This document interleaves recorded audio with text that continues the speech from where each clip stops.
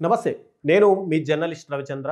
ఆంధ్రప్రదేశ్‌లో కూటమి ప్రభుత్వం అధికారంలోకి వచ్చిన తర్వాత టోటల్‌గా చూసుకుంటే గనక మహిళల పైన గాని, లేదంటే దళితుల పైన గూడా అఘాయిత్యాలు జరుగుతున్నాయని జెప్పి ఒక టాక్ అయితే బయటికి వినిపిస్తూనే ఉంటుంది. అయితే ఎక్కడ దళితుల పైన గాని, మహిళల పైన గాని అఘాయిత్యాలు జరిగితే అక్కడ నేనున్నాను అంటూ మొదటగా వైఎస్ఆర్‌సీపీ నుంచి ఒక గొంతు అయితే వినిపిస్తుంటుంది. ఆవిడెవరో గాదు, నాగమల్లీశ్వరి గారు. ఆవిడ ఈరోజు మనతో పాటు స్టూడియోలో ఉన్నారు. అసలు ఆంధ్రప్రదేశ్‌లో గతంలో ఉన్నటువంటి వైసీపీ తీసుకున్నటువంటి నిర్ణయాలేంది?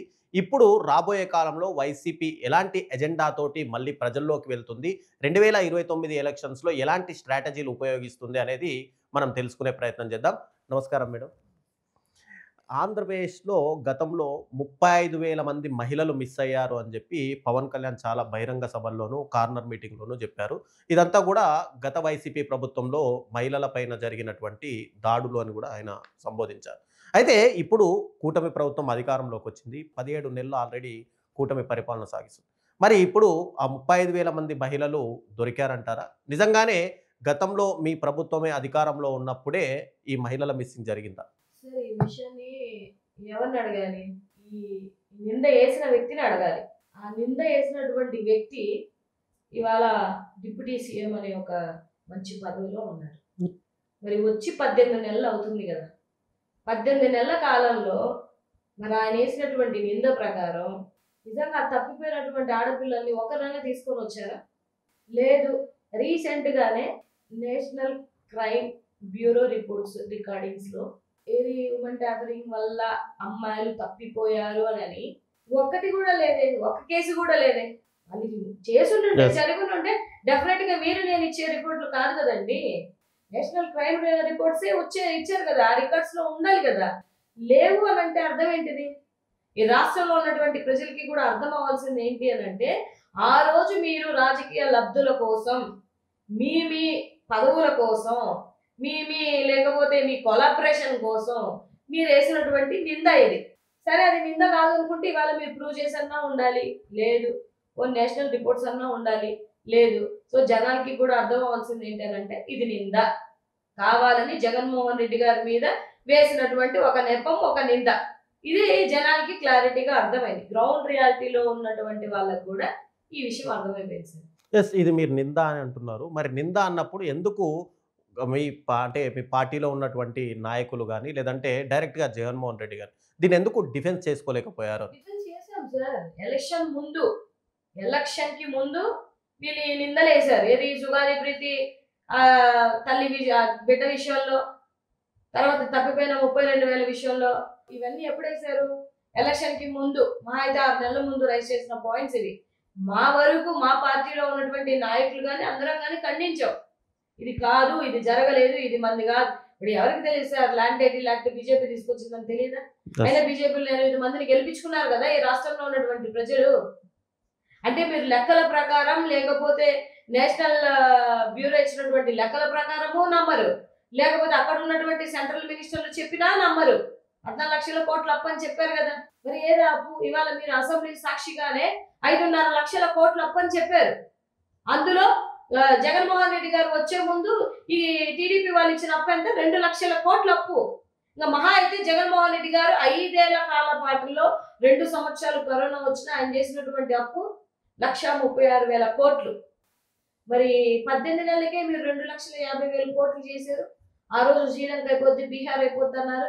మరి ఇవాళ ఆంధ్ర రాష్ట్రం శ్రీలంక, బీహార్ అవ్వట్లేదా? వచ్చిన 18 నెలలకే ఇలాంటి పొజిషన్ ఉందంటే ఇంకా 3 ఇయర్స్ ఉంది కదా సార్. అంటే గతంలో నవరత్నాలనే పథకంతోటి పూర్తిగా ఏదైతే అప్పులు తీసుకొచ్చారో, ఆ అప్పులు కేవలం పబ్లిక్‌కి సంబంధించి సంక్షేమ పథకాలకే వాడారు. ఎక్కడ అభివృద్ధి అనేది జరగలేదు గాబట్టే, మేము ఇప్పుడు అప్పులు తేవాల్సిన పరిస్థితొచ్చింది.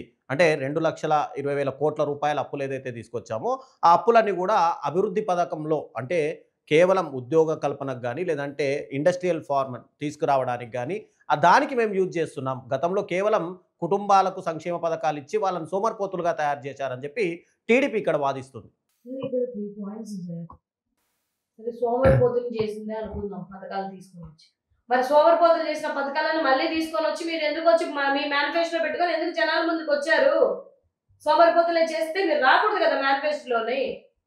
సూపర్ 6 అని చెప్పారు, దానికి యాడ్ చేసుకొని 143 పథకాలు ఇస్తానని చెప్పారు కదా. 5 ఏళ్ళు వీళ్ళు చేసిన పని అదే. ఈ పథకాలు వద్దు, ఈ సంక్షేమం వద్దు అని చెప్పి ఇవే పథకాలు ఆయన తీసుకొచ్చినటువంటి సంక్షేమానికి పథకాలకి పేర్లు మార్చుకొని వచ్చారు మీరు. మీకు 40 సంవత్సరాల రాజకీయ చరిత్ర, 15 సంవత్సరాలు నేను సీఎం చేసినటువంటి వ్యక్తి అని చెప్పినటువంటి మీరు ఒక్క సంవత్సరం కొత్తగా ఒక ఆపర్చునిటీ వచ్చినటువంటి పెట్టినటువంటి ఆలోచన విధానంలో జగన్మోహన్ రెడ్డి పథకాలకి పేరు మార్చుకొని పెట్టుకుంటున్నారు అని అంటే విజనరీ ఎవరండి?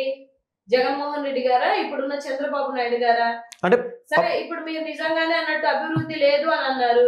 17 మెడికల్ కాలేజీలకు పర్మిషన్ తీసుకొని వచ్చి 5 ప్రభుత్వ మెడికల్ కాలేజీల్ని నిర్మించి అడ్మిషన్స్ చేసి ఒకటి అక్కడ ఉన్నటువంటి పులివెందుల్లో ఉన్నటువంటి ప్రభుత్వ మెడికల్ కాలేజీ, నెక్స్ట్ పాడేరులో ఉన్నటువంటి ప్రభుత్వ మెడికల్ కాలేజీ 2 అంటే 7.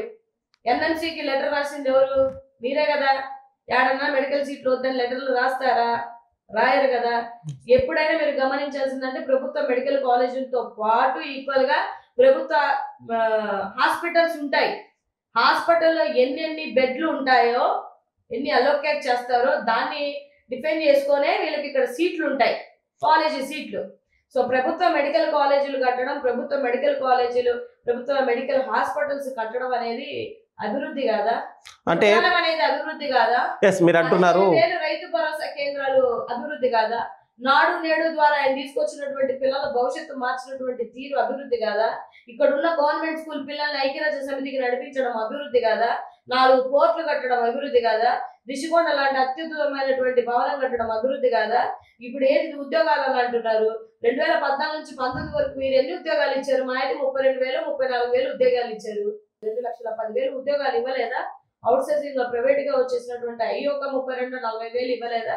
ఓవరాల్ గా చెప్పాలంటే మీరు 14 నుంచి 19 వరకు 32,000 ఉద్యోగాలు ఇస్తే దగ్గరగా 6 లక్షల ఉద్యోగాలు చేశారు, పర్మనెంట్ ఉద్యోగాలు. సచివాలయం ఉద్యోగాలు అవన్నీ ఏంటి? ఉద్యోగాలు కదా. మీరు ఇందాక అన్నట్టుగా మెడికల్ కాలేజీ అంటున్నారు. 17 మెడికల్ కాలేజీల్లో దాదాపు 7 మాత్రమే పూర్తయ్యాయి. మిగతా 10 మెడికల్ కాలేజు అసంతృప్తిగానే ఉన్నాయి కాబట్టి మేము అంటే అప్పటి గత ప్రభుత్వం ఏం చేయలేకపోయింది కాబట్టి మేము ఇప్పుడు పీపీపీ మోడల్లో కాలేజీలని మేము మళ్ళీ రీబిల్డ్ చేస్తాము అని చెప్పి కూటమి పార్టీలు చెప్తున్నాయి. అంటే గతంలో ఈ 7 కాలేజీలు తప్ప మిగతా 10 కాలేజీలని జగన్మోహన్ రెడ్డి గారు పట్టించుకోలేదంటారా? నాకు అర్థం అవ్వట్లేదు. ఇన్ని సంవత్సరాలు రాజకీయ చరిత్ర చేసి మీరు ఏ మెడికల్ కాలేజ్ తెచ్చారు? ప్రభుత్వ మెడికల్ కాలేజ్ తెచ్చారు ఒకటి కూడా? 2 సంవత్సరాలు కరోనా పోతే 3 సంవత్సరాలలో 7 మెడికల్ కాలేజీలు నిర్మించడం అనేది అది చిన్న విషయం అనుకుంటున్నారా సార్? ఎట్లా మీరు మాట్లాడతారు? అరే, ఎప్పుడైనా ఏ ప్రభుత్వం వచ్చినా అది వైఎస్ఆర్సీపీ అయినా టీడీపీ అయినా విద్య వైద్యం అనేది ప్రభుత్వంలోనే జరగాలి. మీరు ఎప్పుడు ఎవరు ఏ ఇంటెలెక్చువల్స్ అయినా అడగండి, రాజకీయ ప్రభుత్వాలైనా అడగండి, వైద్యం విద్య అనేది అమ్ముకోవడానికి కాదు. మహా అయితే 10 కాలేజీలకి ఎంత అవుతుందండి డబ్బులు?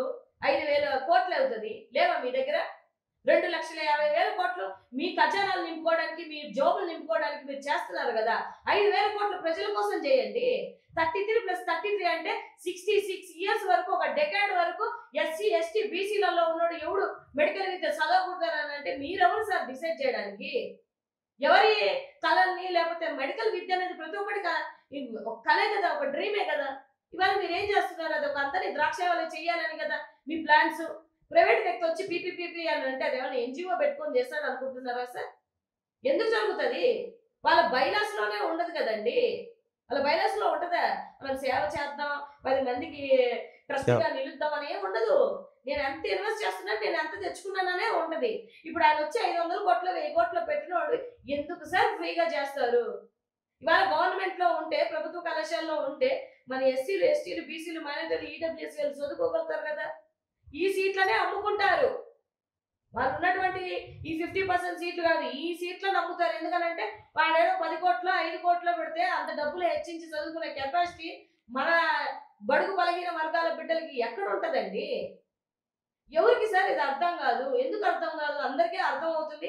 అర్థమైంది కాబట్టి నాట్ ఓన్లీ వైఎస్ఆర్సీపీ, అన్ని పార్టీలు, సిపిఎం సిపిఐ అందరూ కలిసి వచ్చి ఇవాళ పోరాడుతున్నారు. కోటి సంతకాలకి జగన్మోహన్ రెడ్డి గారు పిలిపిస్తే మేము వెళ్తున్నాం కదా. మేము గ్రౌండ్ రియాలిటీలో వెళ్ళాం. నేను విశాఖపట్నంలో ఉంటా, సీతమ్మదారిలో నేను వెళ్ళాను సంతకాలు పెట్టించడానికి. మేము అక్కడ కూర్చొని వాళ్ళకే వాళ్ళు స్వతహాగా వచ్చి వాళ్ళు ఏం చెప్తున్నారు తెలుసా సార్? ఒక పని చేయండి అన్నమ్మా, గవర్నమెంట్ను కూడా పీపీపీ విధానంలో చేసుకోవాలండి అని జనాలు సెటైర్లు వేస్తున్నారు. మేం కాదు. మీరు గ్రౌండ్ రియాలిటీని మీరు తెలుసుకోలేకపోతున్నారు.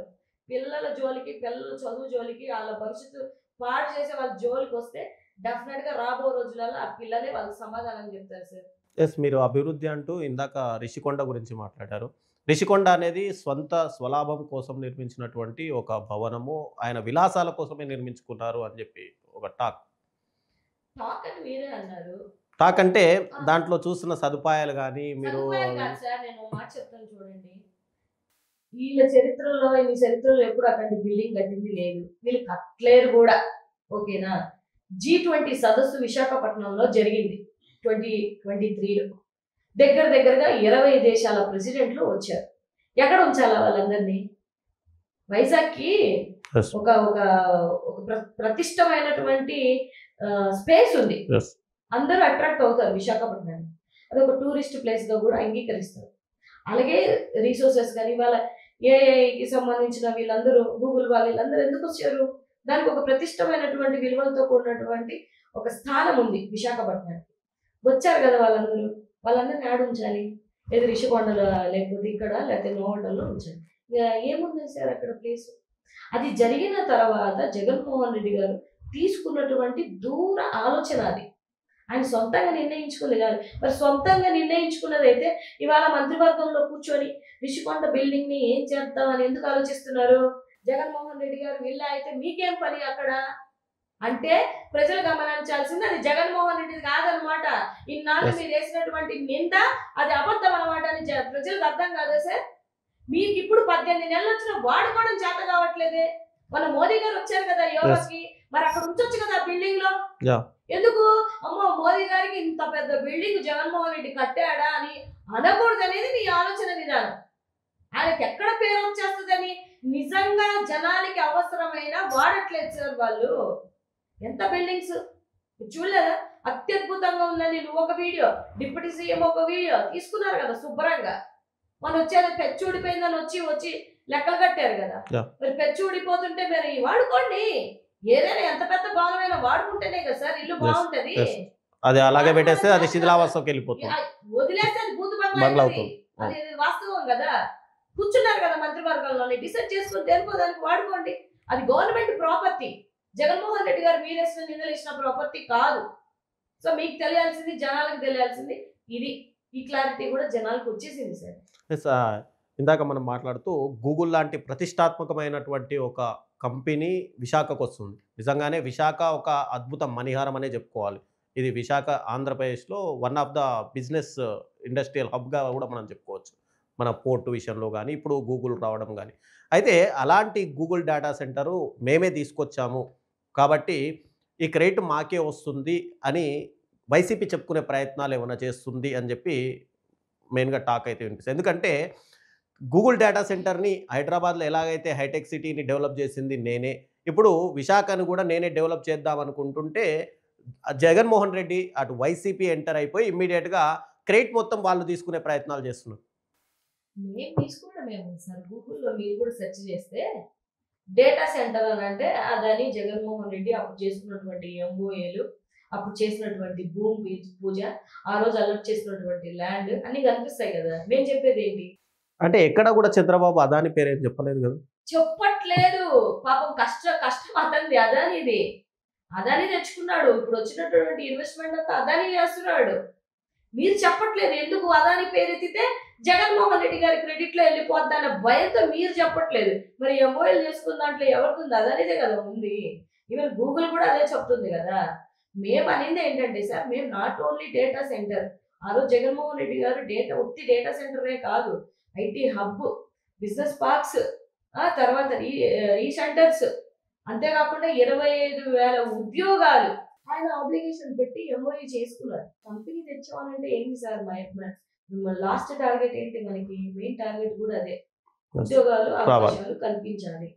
మీరు దగ్గరగా ఎన్నో కోట్లు ఇన్వెస్ట్ చేసి తీసుకొస్తున్నామనంటే డైరెక్ట్ గా కానీ ఇండైరెక్ట్ గా కానీ 200 కంటే ఉద్యోగాలు రావు. డేటా సెంటర్ అంటే 1000 నుంచి 1200 ఉద్యోగాలు వచ్చే అవకాశాలు ఉన్నాయి. ఎందుకంటే అందులో కూడా వాళ్ళ ఎంఓఏలు 200 కన్నా మించి కూడా లేదు. అంటే అక్కడ బయట పెట్టట్లేదు. మీరు చేసుకుని ఇప్పుడు ఏ రోజు వైఎస్ఆర్సీపీ పార్టీ ఉద్యోగాలు లేకపోతే యువతకు ఒక మంచి అవకాశం వస్తుందంటే మేము ఎప్పుడు తప్పు అని మేము చెప్పము, అడ్డు కూడా పడము. మీరు ఇచ్చే ప్రాసెస్ తప్పు అని చెప్తున్నాం. మీరు తెచ్చేది తప్పు అని అనట్లా. ఇచ్చే ప్రాసెస్ ఒకటి ఉంటది. 99 పైసలకే ల్యాండ్లు ఇస్తాను అంటే ఆ ప్రాసెస్ తప్పు కదా సార్. 100 ఏళ్ళకి ఇస్తానంటే వైజాగ్ లో ఎంతెంత ల్యాండ్ కాస్ట్లు ఉన్నాయో మాకు తెలుసు విశాఖ వాసిగా. ఆ ప్రాసెస్ తప్ప కాదా? ఓ కంపెనీకి అలాట్ చేస్తున్నారు. ఆ కంపెనీ టర్న్ ఓవర్ ఎంత, దాని ఎన్ని సంవత్సరాల ఎక్స్పీరియన్స్. ఉర్ఫా కంపెనీకి మీరు తీసుకొని వస్తే అప్పటికప్పుడు రిజిస్ట్రేషన్ చేసుకున్నటువంటి ఒక కంపెనీకి అంత ల్యాండ్ ని అంత తక్కువ దానికి ఎట్లా మీరు ఇస్తారు? దానికి ఏమైనా ఎక్స్పీరియన్స్ ఉందా? దానికి ఏమైనా హైయెస్ట్ టర్న్ ఓవర్ ఏమైనా రన్ చేస్తుందా? అప్పటికప్పుడు రిజిస్ట్రేషన్ చేసుకున్నటువంటి వాటికి 99 పైసలకు ఇస్తాను అని అంటే అది తప్ప కాదా? మీరు చెప్పండి. ఎంతమందికి ఉద్యోగాలు వస్తాయి అనేది కూడా ఖచ్చితంగా చెప్పాలి. మీరు ఇలాంటివి చేస్తున్నారు కాబట్టి మీరు చేసే ప్రాసెస్ తప్పు. అది మేము ఖండిస్తున్నాం. కంపెనీలు వస్తే మేమేమి వద్దని చెప్పాము. ఎస్ మల్లేశ్వర్ గారు, ఒక పర్సనల్గా ఇది ఎవరైనా సరే గెలిచే పార్టీలోకి వెళ్ళాలనుకుంటుంటారు నార్మల్గా. ఎందుకు వైఎస్ఆర్సీపీ ఓడిపోయిన తర్వాత చాలామంది నాయకులు కూడా పార్టీ నుంచి బయటికి వెళ్ళిపోయారు, మంచి మంచి పొజిషన్లు అనుభవించిన వాళ్ళు. అయితే బీజేపీలో కూడా మీరు పాయకరావుపేటకు ఒక ఇన్ఛార్జ్గా ఉన్నటువంటి మహిళగా మీరు గెలుస్తుంది పార్టీ అని తెలిసినప్పటికీ కూడా మరి ఎందుకు ఓడిపోతుందనే పార్టీలోకి లేదంటే ఓడిపోయిన పార్టీలోకి వెళ్ళాల్సిన అవసరం వచ్చింది? బేసికల్ గా నేను జగన్మోహన్ రెడ్డి గారిని అభిమానించి ఎందుకు వచ్చాను అంటే ఆయన విద్య విషయంలో అంటే మనం చదువుకున్నటువంటి వ్యక్తులుగా ఆయన తీసుకొచ్చినటువంటి చేంజెస్. గవర్నమెంట్ స్కూల్ పిల్లల్ని ఐక్యరాజ్య సమితికి నడిపించడం ఏంటి సార్? నేను కూడా గవర్నమెంట్ స్కూల్లోనే చదువుకొని వచ్చిన అమ్మాయిని. నాకు తెలుసు అక్కడ ఉన్నటువంటి పరిసరాలు ఎట్లుంటది, అక్కడ ఉన్నటువంటి చదువు ఎలా ఉంటది, సో ఎంత హ్యూమిలేషన్ ఉంటుంది ఆ చదువు చెప్పేటప్పుడు అనేది అన్ని తెలిసినటువంటి విషయం. కానీ ఆ బిడ్డల చదువుని, ఆ బిడ్డల యొక్క భవిష్యత్తుని మార్చాలి అని అనుకోవడం జగన్మోహన్ రెడ్డి గారు.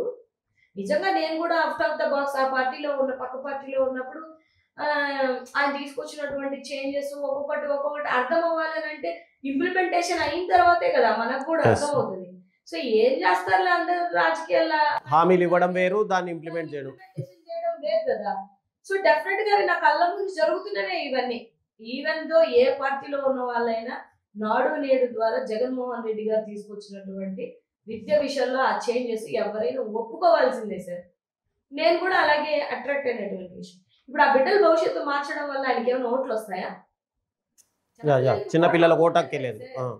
పోనీ కమర్షియల్ గా ఆలోచించడానికి కూడా అక్కడ కమర్షియల్ థింగ్స్ ఏం లేవు కదా. అంటే నిజంగానే ఒక నాయకుడు పిల్లల భవిష్యత్తు మార్చాలి అనుకుంటున్నాడు. మేము చదివేటప్పుడు ఇంగ్లీష్ మీడియం లేదే. మేము డిగ్రీలన్నీ బయటకు వచ్చిన తర్వాత స్పోకెన్ క్లాసెస్ కి వెళ్ళి ఎంబీఏ బీటెక్ చదివేటప్పుడు మనం ఎన్ని కష్టాలు పడ్డామో మనకు తెలుసు. అంటే అప్పుడు దాకా తెలుగు మీడియం జరిగి తక్కువ పని ఇంగ్లీష్ లో నేర్చుకోవాలంటే కష్టాలు పడ్డామో మనకు తెలుసు సార్. అదంతా ఇప్పుడు ఇవాళ లేదే. ఇవాళ 4th 5th క్లాస్ నుంచి పిల్లలు ఎంత బాగా మాట్లాడుతున్నారు. మనం అప్పట్లోనే వాట్ ఈస్ యువర్ నేమ్ అని అంటే దిక్కులు చూసేవాళ్ళం. ఇప్పుడు ఎంత బాగా ఎంత మంచి వొకాబులరీ ఇంగ్లీష్ మాట్లాడుతున్నారు. నేను ఒక చదువుకున్నటువంటి వ్యక్తిగా నన్ను జగన్మోహన్ రెడ్డి గారి పార్టీలోకి రావడానికి నన్ను అట్రాక్ట్ చేసింది మెయిన్ థింగ్ ఇదే సార్. సో ఇంకోటి మీరు అంటారు నిజమే, చాలా మంది నేను అటు నుంచి వచ్చానని నన్ను హేళన చేశారు. శుభ్రంగా ఉండింటే నీకు మంచి భవిష్యత్తు ఉండేది మైక్రోపట్లో. అంటే ఇప్పుడు అదే మీరు ఒకవేళ నిజంగా అంటే ఇప్పటికి కూడా ఇప్పుడు పార్టీలో వైఎస్ఆర్సీపీలోకి వచ్చారు, ఓకే, మీకు పార్టీ చేంజ్ అయిన తర్వాత మళ్ళీ పార్టీలోకి రా, నీకు మంచి పొజిషన్ ఇస్తాము అని పెద్ద పెద్ద నాయకులు స్టేట్ నాయకులే నన్ను పిలిచారు. రాకుండా ఏముండదు సార్. వయసు ఉన్న వాళ్ళకి కాస్త సబ్జెక్ట్ మాట్లాడే వాళ్ళకి ఎవరు వద్దని నన్ను అనుకోరు. సరే అప్పుడేదో వెళ్ళిపోయావులేమ్మా, ఇప్పుడు రాకపోతే నీకు మంచి భవిష్యత్తు ఇస్తామని పిలిచిన వాళ్ళు కూడా చాలా మంది ఉన్నారు. వన్స్ నేను ఒకసారి ఇప్పుడు నేను వచ్చాను సార్ 2023లో జగన్మోహన్ రెడ్డి గారు గెలిచుంటే ఉంటాను కదా, 100% ఉంటాను కదా. ఓడిపోయాడని చెప్పి నేను వెళ్ళిపోతే ఇంకా నాకేం రాజకీయ విలువలు ఉంటాయి? అంటే గెలుస్తారని మల్లేశ్వరి వైఎస్ఆర్సీపీలోకి వచ్చిందేమో. సర్వేలేమైనా వైఎస్ఆర్సీపీ ఫేవర్ గా వచ్చాయి కాబట్టి ప్రకారమే గెలుస్తానని తెలుసుకొని వచ్చానే అనుకోండి. మరి ఓడిపోతే నేను వెళ్ళిపోవాలి కదా. అని నేను అక్కడ నుంచి వచ్చిందని నాకు ఒక 70% అయినా ఉంటది కదా, ఈ పార్టీ గెలుస్తుందా ఓడుతుందా అని నాకు క్యాలిక్యులేషన్ ఉండదా సార్? బరాబర్ ఉంటది. అయినా కూడా నేను నమ్మిన నాయకుడి కోసం, నేను నమ్ముకున్నటువంటి పార్టీ కోసం కష్టకాలంలో నిల్చోకపోతే ఇంకెందుకు సార్ నేను అంటున్నాను. నన్ను చాలా మంది అంటారు, ఓ పెద్ద నువ్వు తక్కువ టైంలో వచ్చేసి నువ్వు పెద్దలాగేదో పార్టీని నెత్తినేసుకుంటున్నట్టు చాలా ఓవర్ యాక్షన్ చేస్తున్నావు, నటిస్తున్నావు అనే వాళ్ళు కూడా ఉన్నారు. నాకు అనవసరం. మీరు నటిస్తున్నారు అనుకున్నా నాకు ఫరక్ పడదు. మీరు ఇంకో లేతే ఎమ్మెల్యే సీటు కోసం వచ్చింది మల్లీశ్వర్ అనుకున్నా నాకు ఫరక్ పడదు. నేను ఎమ్మెల్యే సీటు కోసం వచ్చినా కూడా నేను 5 ఏళ్ళు కష్టపడాలి ఈ పార్టీలో. Yes. ఈ పార్టీ కోసం నేను కష్టపడాలి, నా నాయకుడి కోసం. రాత్రికి టికెట్ ఇచ్చే అవకాశాలు నాకు లేవు. టికెట్ ఇవ్వరు కదా. Hmm. ఈవెన్ 5 సంవత్సరాలు చేసినా కూడా నాకు టికెట్ ఇస్తారన్న గ్యారంటీ కూడా లేదు. అయినా కూడా నా టార్గెట్ ఏంటిది, నా సెల్ఫ్ కెరీర్ అనుకుంటే నేను మళ్ళీ నేను వచ్చిన పార్టీలోకి వెళ్ళిపోయి ఈజీగా నేను ఒక నామినేటెడ్ పదవి తెచ్చుకోగలిగిన కెపాసిటీ ఉన్న అమ్మాయిని సార్ నేను. నా కాన్సన్ట్రేషన్ అది కాదు. నా పర్సనల్ అజెండా కన్నా పార్టీ అజెండా నాకు ఇంపార్టెంట్ అనుకున్నాను కాబట్టి జగన్మోహన్ రెడ్డి గారిని మళ్ళీ 2029లో నేను సీఎం చేయాలని అనుకుంటున్నాను. అందుకే నేను చాలా నిందలు పడుతున్నాను. నన్ను పేటీఎం అంటారు, జగన్మోహన్ రెడ్డి గారు నాకు డబ్బులు పంపిస్తున్నారు అని అంటారు. ఏమో వాళ్ళ ఇష్టం, ఇంకా ఎన్నో మాటలు అంటారు. ఎవరు ఎందుకు వేస్తారు సార్ డబ్బులు? అంటే మీ రీసెంట్ ఇంటర్వ్యూలో కూడా నేను చాలా వరకు చూశాను. చాలా కామెంట్లు, కొన్ని వల్గర్‌గా కామెంట్లు కూడా వస్తుంటాయి మీ ఇంటర్వ్యూలో. మీరు ఎప్పుడైనా ఈ కామెంట్లను సీరియస్‌గా తీసుకొని అంటే ఎందుకు వచ్చాను ఈ పార్టీలోకి, ఇంతగా దిగజారిపోవడం అనే ఏమన్నా అనిపించింది? దిగజారిపోవడం, ఈ పార్టీకి రావడం ఎందుకు అవసరం అని అనుకోలేదు కదా సార్. స్టార్టింగ్ లో అయితే బీయింగ్ ఏ లేడీ నేను చాలా హర్ట్ అయ్యాను. అంటే నేను పక్కన ఉన్నప్పుడు అంతకుముందు నా బ్యాక్గ్రౌండ్ అంతా నేను సోషల్ యాక్టివిస్ట్. నేను ఒక ఎన్జిఓ, దానికి ముందు నేను ఒక బ్యాంక్ లో వర్క్ చేశాను. ఒక వెల్ ఎడ్యుకేషన్ ఫ్యామిలీ నుంచి వచ్చాను. నేను మంచిగా చదువుకున్నటువంటి అమ్మాయిని, ప్రజాస్వామ్యం మీద, ప్రజల మీద నాకు ఒక క్లారిటీ ఉన్నటువంటి అమ్మాయిని. నేను ఎప్పుడు ఎక్కడ ఒక బూత్ మాట నేను తిట్టించుకోలేదు ఉన్నటువంటి అమ్మాయిని అయితే కాదు. అంతట్టు నాకున్న సెల్ఫ్ రెస్పెక్ట్ కి ఎవరైనా పుసుకున్న ఒక మాట అంటే కూడా నేను తీసుకోలేదు. నేను ఒక నన్ను నేను అనిపించుకోను, ఇది నా మెంటాలిటీ. కానీ స్టార్టింగ్ డేస్ చాలా బూతులు. నేను పార్టీ ఓడిపోయిన మధ్యాహ్నం అంటే జగన్మోహన్ రెడ్డి గారు ప్రెస్ మీట్ పెట్టిన తర్వాత నాకు పర్సనల్ గా బాధేసి నేను ఒక వీడియో చేశాను. చాలా చాలా నార్మల్ వీడియో యాక్చువల్గా చెప్పాలంటే, ఎవరి పేరు మెన్షన్ చేయలేదు, ఏమీ చేయలేదు నేను. అంటే మంచోడు ఓడిపోయాడు అంటే దానికి కారణం 100 మంది కూడి చెడ్డవాళ్ళు కలిస్తే మంచోడు ఓడిపోయాడు అని అన్నాను. అంటే మన గురించి అన్నమాట. కానీ జనాలకి అది హిట్ అయింది ఆ టయానికి. నన్ను పచ్చి బూతులు తిట్టారు. నెక్స్ట్ మా ఇంటి దగ్గరకు వచ్చి నా బండి మీద గీతలు పూసేయడం, ఇదంతా చేయడం, మా ఇంటి ముందుకు వచ్చి జనసేన టీడీపీ వాళ్ళందరూ బైక్ రేస్ చేసి చాలా చేశారు ఇవన్నీ. తర్వాత నేను హట్ అయిన తర్వాత మా హస్బెండ్, నిజంగా ఈ విషయం చెప్పాలి, ఎందుకనంటే ఒక మహిళగా నేను బయటకు వచ్చి ఎంత పోరాడుతున్నాను అంటే సపోర్ట్ చేసే హస్బెండ్, ఇంట్లో ఫ్యామిలీ మెంబర్స్ లేకపోతే సార్ గీతాంజలి లాంటి అమ్మాయిలు సూసైడ్ చేసుకొని చేస్తారు. ఈ ట్రోలింగ్స్ చాలా ఘోరంగా ఉంటాయి. నా మీద అయితే ఎక్కువ ఈ మధ్య నేను ఎప్పుడైతే డిబేట్ లో వెళ్ళడం స్టార్ట్ చేశానో ఐటీడీపీ ఫుల్ గా నన్ను టార్గెట్ చేసేసాను. నా పరిస్థితి ఏంటనేది నాకు తెలుసు. నాకు థ్రెట్టింగ్ కాల్స్ వస్తున్నాయి. ఈవెన్ వాళ్ళ ఐటీడీపీకి సంబంధించినటువంటి ఒకడు 50,000 జీతానికి చేస్తున్నాడు అజయ్. వాడు ఏకంగా ఇంటికి వచ్చి మరి నాకు గొంతుకు వస్తానని చెప్పేసి డైరెక్ట్ గా వాడు ఫోన్ నెంబర్ పెడుతున్నాడు, మమ్మల్ని ట్యాగ్ చేస్తున్నాడు. నేను దళిత మహిళగా మీరు ఇంటికి వచ్చి నా గొంతుకు వస్తుంటే, మీరు గొంతుకు వస్తానని బెదిరిస్తా ఉన్నానంటే ఎక్కడ సార్ ఇంకా రాష్ట్రంలో ఆడపిల్లలు బతికేది? జాతి విషయంలో ఎంతో కొంత ఉద్యమం నుంచి వచ్చిన అమ్మాయిని నేను. నా పరిస్థితి ఇలా ఉందంటే ఇంకా నార్మల్ అమ్మాయిల పరిస్థితి మీ ఊహకు వదిలేస్తున్నాను నేను. అంత ఘోరంగా ట్రోల్స్ చేస్తున్నారు, అంత ఘోరంగా ఇబ్బంది పడుతున్నారు. నేనేమంటున్నానంటే సార్, అక్కడ ఉన్నటువంటి వాళ్ళే మహిళలు. ఈ మాట నేను చాలాసార్లు చాలా ఇంటర్వ్యూలో చెప్పాను. మీ పార్టీలో ఉన్నటువంటి మహిళలు అనుకుంటే మరి మేమేంటి? మీ పార్టీలో ఉన్నటువంటి మహిళలు మీ పార్టీ కోసం పనిచేస్తారు. మేము మా నాయకుడి కోసం, మా పార్టీ కోసం పనిచేయక మేము ఎవరి కోసం పనిచేస్తాం సార్? నేను టీడీపీ కోసం, జనసేన కోసం, లేదా బీజేపీ కోసం పనిచేస్తానా? లేదే. నేను కప్పుకున్న కండువా వైఎస్ఆర్సీపీది. నేను 2029 వరకు నా నాయకుడి కోసమే కదా నేను పనిచేయాలి. వైఎస్ఆర్సీపీ వాళ్ళు నిజంగా సార్ ఇవాళ కార్యకర్తలను చూసి ఎంత బాధ అనిపిస్తుంది తెలుసు. ఎట్లా కొడుతున్నారు, ఎట్లా హింసిస్తున్నారు, ఎంత బాధపడుతున్నారు. ఊర్లో వదిలిపెట్టి వెళ్ళిపోతున్నారు. రఫీ లాంటి వాళ్ళు అడ్డగోలుగా రోడ్ల మీద మర్డర్ చేశారు. పల్నాడులో అబ్బాయి ఎంతమంది చచ్చిపోతున్నారు సార్. ఇవాళ సఫర్ అవుతుంది కార్యకర్తలే. అట్లాంటి వాళ్ళ కార్యకర్తలకి అండగా భరోసా ఇవ్వడానికి నేను వాయిస్ ఆఫ్ వాయిస్లెస్ గా నిలబడ్డాను ఈ పార్టీలో. ఇప్పుడు మీరు వాయిస్ ఆఫ్ గా నిలబడ్డారు అని చెప్తున్నారు. ఓకే, హర్షించదగిన విషయం. మీకే ఇన్ని థ్రెడ్ కాల్స్ వచ్చాయి అని చెప్తున్నారు. రీసెంట్గా మనం ఎన్ఆర్ఐ భాస్కర్ రెడ్డి కూడా అరెస్ట్ అయ్యారు, పోలీసులు చిత్రహింసలు పెట్టారని చెప్పి ఆయన బయటకు వచ్చి చెప్పాడు. అంటే ఇక్కడ సోషల్ యాక్టివిస్టుల పైన ఇంతగా వాళ్ళు క్రూరంగా ప్రవర్తిస్తున్నారు అని తెలిసినా కూడా, ఇంతగా థ్రెడింగ్ కాల్స్ వస్తున్నాయని తెలిసినా కూడా ఎందుకు మీ పార్టీ నుంచి సపోర్ట్ రావట్లేదు? ఇక్కడ వైఎస్ఆర్సీపీ ఎలాంటి స్టాండ్ తీసుకుంటుంది? ఇంతమందిని అరెస్ట్ చేసినా, మీరు అన్నట్టుగా గ్రామాలు వదిలిపోయినా కూడా ఎందుకు పార్టీ నుంచి స్టాండ్ లేకపోతుంది? ఎందుకు లేదు సార్, అదేమాట ఇవాళ కార్యకర్తలను అరెస్ట్ చేస్తుంటే వాళ్ళకి బెయిల్స్ ఇచ్చి ఇవ్వడం కానీ, వాళ్ళ ఫ్యామిలీస్కి వెళ్ళి భరోసా ఇవ్వడం కానీ, నాయకులు జగన్మోహన్ రెడ్డి గారు వాళ్ళ పేరెంట్స్ని వాళ్ళ ఇంట్లో వాళ్ళని కలవడం కానీ, ఉత్త పుణ్యానికి చాలా మంది మీద కేసులు పెడుతున్నారు. అలా అయితే నిజంగా తప్పు చేసిన వాడి మీద కేసు పెట్టమనండి సార్, నేను కూడా హర్షించాను. అవి కూడా ఎప్పుడు 4-5 సంవత్సరాల క్రితం మీ మనోభావాలు దెబ్బతిన్నాయని మీరు కేసులు పెడుతున్నారు. రేపొద్దున మాకు కూడా దెబ్బతింటాయి మనోభావాలు. ఖచ్చితంగా మీరు వేసిన విత్తనమే. మీరు రెడ్ బుక్ అంటే మాకు ఇక్కడ డిజిటల్ బుక్ ఉంది, మీరు అక్కడ మీ రెడ్ బుక్ రాజ్యాంగం అంటే మాకు ఇక్కడ అంబేద్కర్ గారి రాజ్యాంగం ఉందండి. మేమెందుకు భయపడతాం సార్? ఇవాళ నేనేమంటున్నాను అంటే అసలు మీ మీ మీ కూటమిలో పారదర్శకత ఉంటే ఇవాళ మేము సఫర్ అవుతున్నాం, మాలాంటి వాళ్ళం బొచ్చడం మంది సఫర్ అవుతున్నాం. ఇక్కడ కూడా అరెస్టులు అవ్వాలి కదా, అవ్వట్లేదే, ఇక్కడే అవుతున్నాయి. పోనీ కిరణ్ గారి విషయంలో భారతమ్మని తిట్టారు అందుకనే వాడిని అరెస్ట్ చేసాము అనేది ఒక ఎగ్జాంపుల్ మీరు చూపించుకుంటున్నట్లయితే 1 వీక్ లో ఎట్లొచ్చింది సార్? 1 వీక్ లో ఎట్లొచ్చింది బెయిల్? ఇప్పుడు చాలా మంది ఇక్కడ మాట్లాడిన వాళ్ళకి 100 రోజులు 150 రోజులు అయినా బెయిల్ రావట్లే. 2 నెలల నుంచి కూడా బెయిల్ రావట్లేదు ఎవరికి. ఇంకో ఒక దగ్గర బెయిల్ వచ్చినా కూడా ఇంకో దగ్గర మళ్ళీ కేసులు పెట్టిన ప్రతి ఒక్క కేసు ఒక్కొక్కరి మీద 111 సెక్షన్లు. దేనికి సార్ 111 సెక్షన్లు పెట్టేది? మీకు హైకోర్టు ముట్టికాయలు వేస్తుందా? ఎస్ఎల్ ని వీళ్ళకి నోటీసులు ఇస్తుందా ఎస్పీలకి? అయినా కూడా మీరు చేస్తుంది ఏంటిది? మీ కక్షపూరితమైనటువంటి రాజకీయమే. చేసుకోమనండి సార్. ఎవరు ఈడ వైఎస్ఆర్సీపీ కార్యకర్తలు ఎవరు భయపడేది లేదు. ప్రాణాలు అయితే తీశారు కదా, వాళ్ళు ప్రాణాలు తీసేస్తానన్నా కూడా పార్టీ కోసం జగన్ అన్న కోసం రెడీగా ఉన్నటువంటి కార్యకర్తలు నాతో పాటు బొచ్చాడు మంది ఉన్నారు.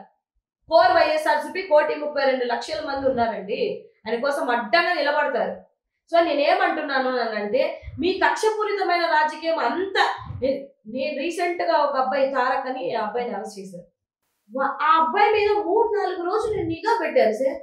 ఎట్టు వెళ్తున్నాడు, ఎక్కడికి వెళ్తున్నాడు, ఏం చేస్తున్నారని. ఇవాళ అరెస్ట్ చేస్తే నెక్స్ట్ డే తీసుకెళ్లి సబ్మిట్ చేశారు. పాపం వాళ్ళ పేరెంట్స్ ఎంత భయపడతారు, ఫోన్లన్నీ లాక్కుంటారు. ఎవడు ఎట్టపోయినాడు, ఇది ఆఫీస్కి వచ్చినాడు పట్టుకొని వెళ్ళిపోయారు. మీరు ఎంత ఇబ్బందిగా ఉంటది. అరే 3 రోజులు 4 రోజులు నిఘాలు పెట్టేంత టైం మీకు ఎక్కడిది అంటున్నా. హోంమంత్రి అనిత గారిని అడుగుతున్నా. ఇదే టైము ఒక ఆడబిడ్డ మీద రేప్ చేసినప్పుడు పట్టుకోవచ్చు కదా నువ్వు. మీ పార్టీ కార్యకర్తలే 14 మందిని ఒక ఆడబిడ్డని మార్చి రేప్ చేసి కడుపు చేశారు కదా, వాళ్ళని పట్టుకోగలిగేవా? పోనీ నీ పక్క జిల్లాలో నీ పక్క నియోజకవర్గమే తునిలో మొన్న ఒకటి చేశాడు కదా ముసలోడు, ఆ బిడ్డకు అన్యాయం చేశాడు కదా, వెళ్ళావా అసలు? కలిసావా? ఆ టైంలో హెచ్చించే టైంలో ఒక హెచ్చింపు టైం అయినా ఒక 5-10 నిమిషాలన్నా వాళ్ళకి ఇస్తున్నావా? మీ నియోజకవర్గంలోని మీ పేక్ కోస్ బొందుకోసి చంపేశారు కదా, వెళ్ళావా? శ్రీకాకుళంలో హాస్టల్కి వెళ్ళి రేప్ చేశారు కదా, వెళ్ళావా? విశాఖపట్నంలో అత్తా కోడల్ని ఇద్దరిని రేప్ చేసి చంపేశాడు కదా, వెళ్ళావా? నీ సొంత జిల్లాలో నీ నియోజకవర్గాలలో జరుగుతుంటేనే నువ్వు వెళ్ళట్లేదు. నువ్వు వచ్చి దేనికి పెడుతున్నావు ప్రెస్ మీట్? జగన్మోహన్ రెడ్డి గారిని తిట్టడానికి, భారతమ్మని తిట్టడానికే నీకు హోంమంత్రి పదవి ఇచ్చింది. ఏం సార్ నువ్వు దళిత మహిళవి కదా, మరి నీ దళితుల్ని బహిష్కరిస్తుంటే ఏ రోజు నువ్వు ఒక స్టేట్మెంట్ ఇవ్వలేకపోతున్నావే? అంటే అంత అధికారం. ఆ రోజు ఎలక్షన్ కి ముందు నేను దళిత మహిళని 10 సార్లు చెప్పుకున్నటువంటి మీరు ఇవాళ ఏం చేస్తున్నారు? అంబేద్కర్ గారి భిక్షే కదా నువ్వు ఇవాళ మా హోంమంత్రి పదవి తెచ్చుకున్నావు అని అంటే. ఇవాళ అంబేద్కర్ గారికి జయంతికి వర్ధంతికి దండలేసే ఓపిక లేదా మీకు? అంత టైం లేదా కూటమి ప్రభుత్వానికి? చెత్త చెదరం ఎంత ఉంది సార్? అంటే జగన్మోహన్ రెడ్డి గారు నిర్మించారు కదా,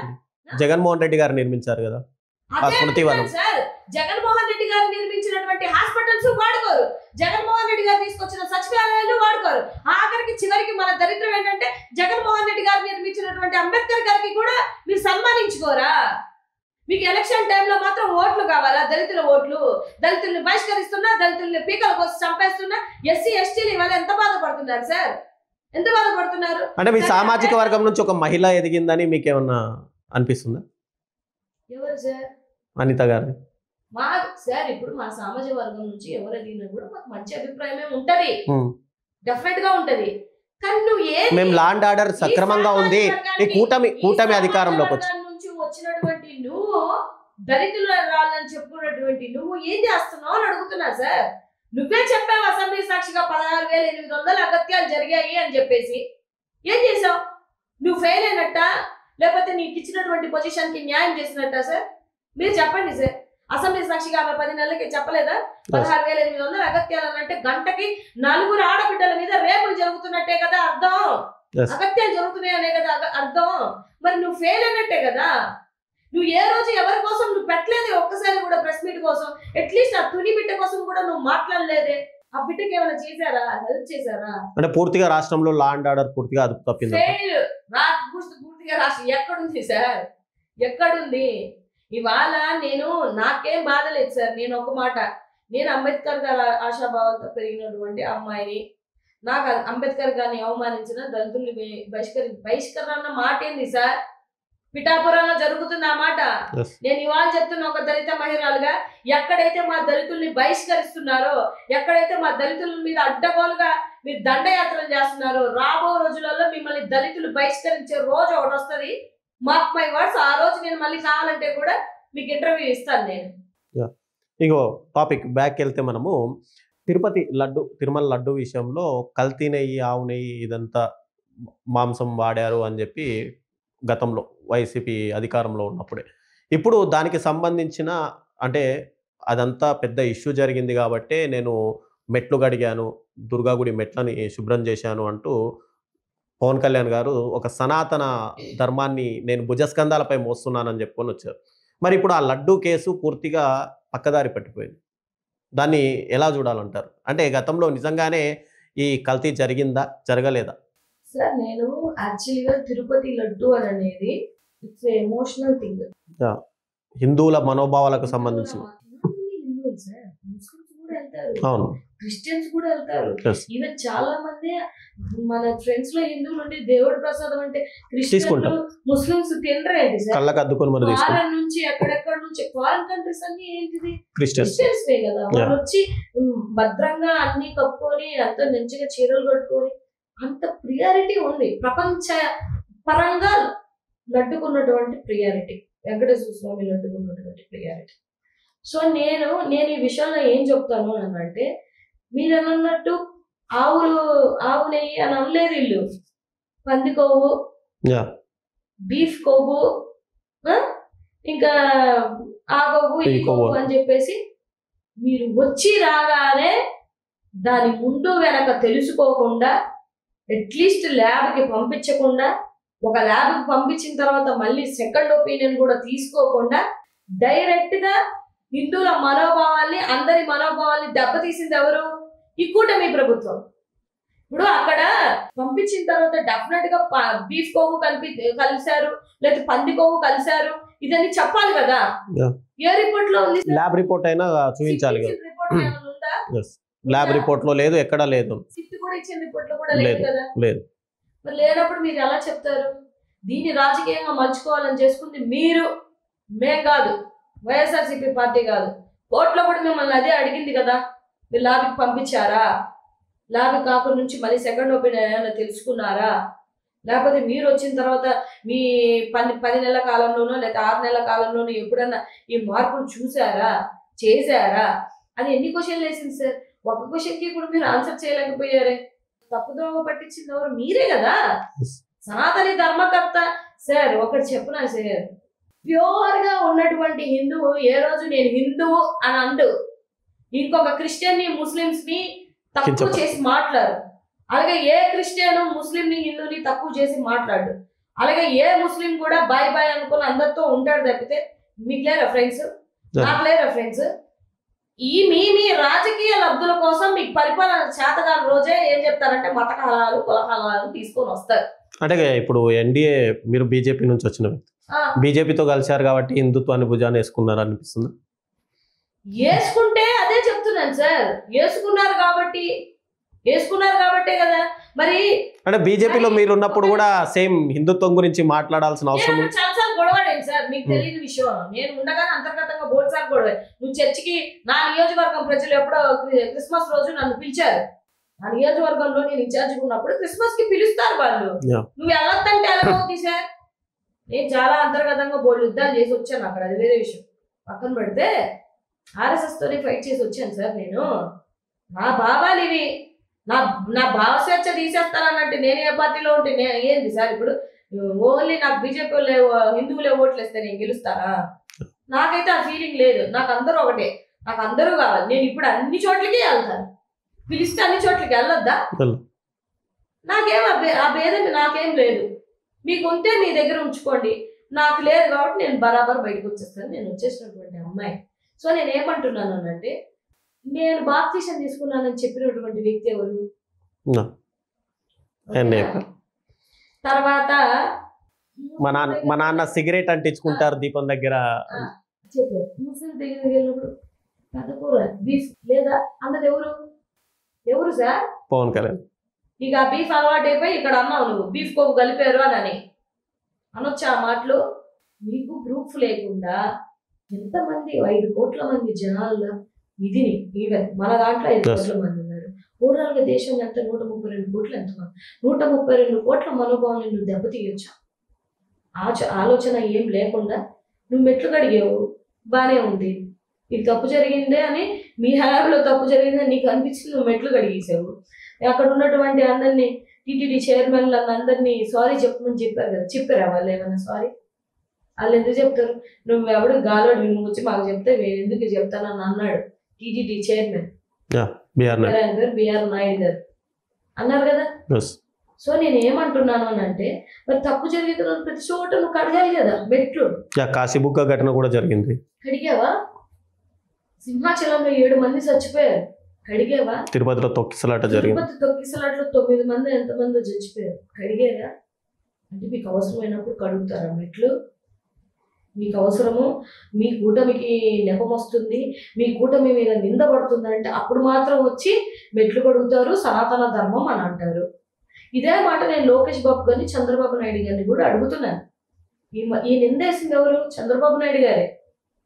మీరు ఒక విజనరీ, ఒక పెద్ద వ్యక్తి, ఏం తెలియకుండా జంతువుల కొవ్వు, జంతువులు పంది కొవ్వు, ఈ కొవ్వు ఆ కొవ్వు కలుస్తుందని మీరు ఎందుకు ఇచ్చారు స్టేట్మెంట్? మరి ఇవాళ హిందువులందరూ అడగాలి కదా, అడగాలా లేదా సార్? తప్పకుండా సార్. ఇది ప్రజాస్వామ్యం ఉన్నటువంటి దేశం, అందరూ బతికే స్వేచ్ఛ ఉంది దేశంలో. కానీ స్వేచ్ఛనే లేకుండా పోయింది కదా ఆంధ్రప్రదేశ్ లో. స్వేచ్ఛ లేకుండా చేస్తున్నారు కాబట్టి, ఏ ప్రభుత్వం వచ్చి స్వేచ్ఛ లేకుండా చేస్తున్నారు, ఏ ప్రభుత్వం వచ్చి మత కలహాలు పెడుతున్నారు, ఏ ప్రభుత్వం వచ్చి కులాల మధ్య చిచ్చు పెడతాలని చూస్తున్నారు, ఆ ప్రభుత్వం రాబో రోజులలో ఉండదు. ఈ రాష్ట్రమే కాదు, ఏ రాష్ట్రమైనా చెక్ చేసుకోండి మీరు. అయితే 2029 ఎలక్షన్స్ లో ఖచ్చితంగా వైఎస్ఆర్సీపీ అధికారంలోకి వస్తుందని మీరు ధీమాగా ఉన్నారా? నేనైతే ధీమాగా ఉన్నా sir. My point of view, నేను గ్రౌండ్ రియాలిటీలో తిరిగేటువంటి అమ్మాయిని, గ్రౌండ్ రియాలిటీ కోసం చూసి చెక్ చేసుకుంటేనే కదా నేను వాళ్ళ గొంతుకి నేను ఎలా వినిపిస్తున్నానండి. 18 నెలల కాలం నుంచి వాళ్ళ ఆలోచన విధానాన్ని, వాళ్ళ అభిప్రాయాన్ని నేను చెప్తున్నాను. ఇప్పుడు నేను నాట్ ఓన్లీ మల్లీశ్వరి, ఒక స్పోక్స్ పర్సన్ గా ఉన్నారు కాబట్టి, స్పోక్స్ పర్సన్ అంటే అర్థమైంది సార్, పార్టీ గొంతుకగా గొంతుకని నేను వినిపిస్తున్నాను. నాకు తెలుసు కాబట్టి, సుగాలి ప్రీతి దగ్గరికి వెళ్ళాను కాబట్టి, సుగాలి ప్రీతి విషయంలో ఏం జరిగిందో నాకు తెలుసు కాబట్టి నేను ఆ రోజు స్టాండ్ తీసుకున్నాను. ఎంత మోసం చేశారు అనేది వాళ్ళకే తెలుసు. ఆ రోజు జరిగింది ఎవరి ప్రభుత్వంలో? టీడీపీ ప్రభుత్వంలో. చేసింది, విధ్వంసం చేసింది ఎవరు? పవన్ కళ్యాణ్ గారు. ఇవాటికి మీరు వచ్చి 18 నెలల కాలంలో కూడా ఒక సుగాలి ప్రీతి విషయంలో మీరు ఏమి చేయకపోగా, సుగాలి ప్రీతి వాళ్ళ అమ్మ మిమ్మల్ని క్వశ్చన్ చేసిందని చెప్పేసి మీ పార్టీ నాయకులతోనే ఒక అంగవైకల్యంతో ఉన్నటువంటి అమ్మాయిని అడ్డగోలుగా తిట్టించారు, మీరు బెదిరించారు. ఇదే మీ ప్రభుత్వం అంటే? మహిళ బయటికి రావద్దా సార్? మహిళ గొంతు వినిపించొద్దా? మాకు లేదా స్వేచ్ఛ? ఒక మహిళ గొంతు వినిపిస్తే హరించేద్దాం, లేకపోతే దాన్ని బెదిరిస్తే పాపం మల్లీశ్వరిని బెదిరించి 10 కాల్స్ చేయించి 10 మందితో ట్రోల్స్ చేసేస్తే ఆగిపోతుందనే కదా ఇంకా ముందుకెళ్తారు. ఏంటిది, నేను అది చేశాను, ఇది చేశాను, నా క్యారెక్టర్ అసోసియేషన్ చేశాను. ఏంది సార్ ఇవాళ ఏడ మా ఫోన్ ట్రావెలింగ్ చేశారు, ఏడ ఎవడు మనల్ని వెనకత్తలో ఫాలో అవుతున్నాడు, ఈ వెనకత్తలో ఏం జరుగుతుందో తెలియనటువంటి పరిస్థితిలో ఉన్నాం ఇవాళ ఆడబిడ్డలో. రజనీకాంత్ని నడి రోడ్లో నిలబెట్టి అడ్డగోలుగా సీఏ, ఎంత దారుణం అండి అది. ఒక ఎంపీటీసీని అర్ధరాత్రి 3 గంటలకు ఎవరన్నా వెళ్తారా ఇంటికి? నైటీలో ఉన్నాను అయినా నన్ను చీరలు కట్టుకొని ఇవ్వండి అంటే కూడా ఈడ్చుకొని వెళ్ళిపోయారు కారులో. ఆ చైర్పర్సన్ మీద, ఆమె మీద అట్టనే చేశారు కదా దాడి, కార్లలో రాళ్ళతో కూర్చొని. ఆడవాళ్ళతో రాజకీయం చేయండి సార్, నాకు అర్థం కాదు. రాజశేఖర్ రెడ్డి గారు చేశారా ఆడవాళ్ళతో రాజకీయం? ఎన్టీ రామారావు గారు చేశారా ఆడవాళ్ళతో రాజకీయం? జగన్మోహన్ రెడ్డి గారు చేశారా ఆడవాళ్ళతో రాజకీయం? ఆడవాళ్ళతో రాజకీయాలు నిజంగా చేసి ఉండేదంటే ఇవాళ హోంమంత్రి అంతే ఎక్కడుండే వాళ్ళు? ఇవాళ మాట్లాడినటువంటి ఈ డిప్యూటీ సీఎం గారు కానీ, లేకపోతే లోకేష్ బాబు గారు కానీ, లేకపోతే ఇంకా చాలా మంది పెద్ద పెద్ద నాయకులు మాట్లాడారు కదా. అక్కడ ఆడవాళ్ళు చాలా మంది తొడగొట్టి కూడా మాట్లాడతారు. తొడగొట్టి మాట్లాడిన వాళ్ళకి కూడా ఇవాళ ఎమ్మెల్సీలో నామినేటెడ్ పదవులు ఇస్తున్నారు కదా. మీరు ఎప్పుడైనా చేశారా? ఆ చరిత్ర ఉందా సార్? సార్ ఒకటి గుర్తుపెట్టుకోండి, వచ్చాము ఒకసారి వచ్చామా, 2 సార్లు వచ్చామా, 2 సార్లు పరిపాలించామా అనేది కాదు. అది కాదు కౌంటబుల్. రాజశేఖర రెడ్డి గారు ఎన్నిసార్లు చేశారు?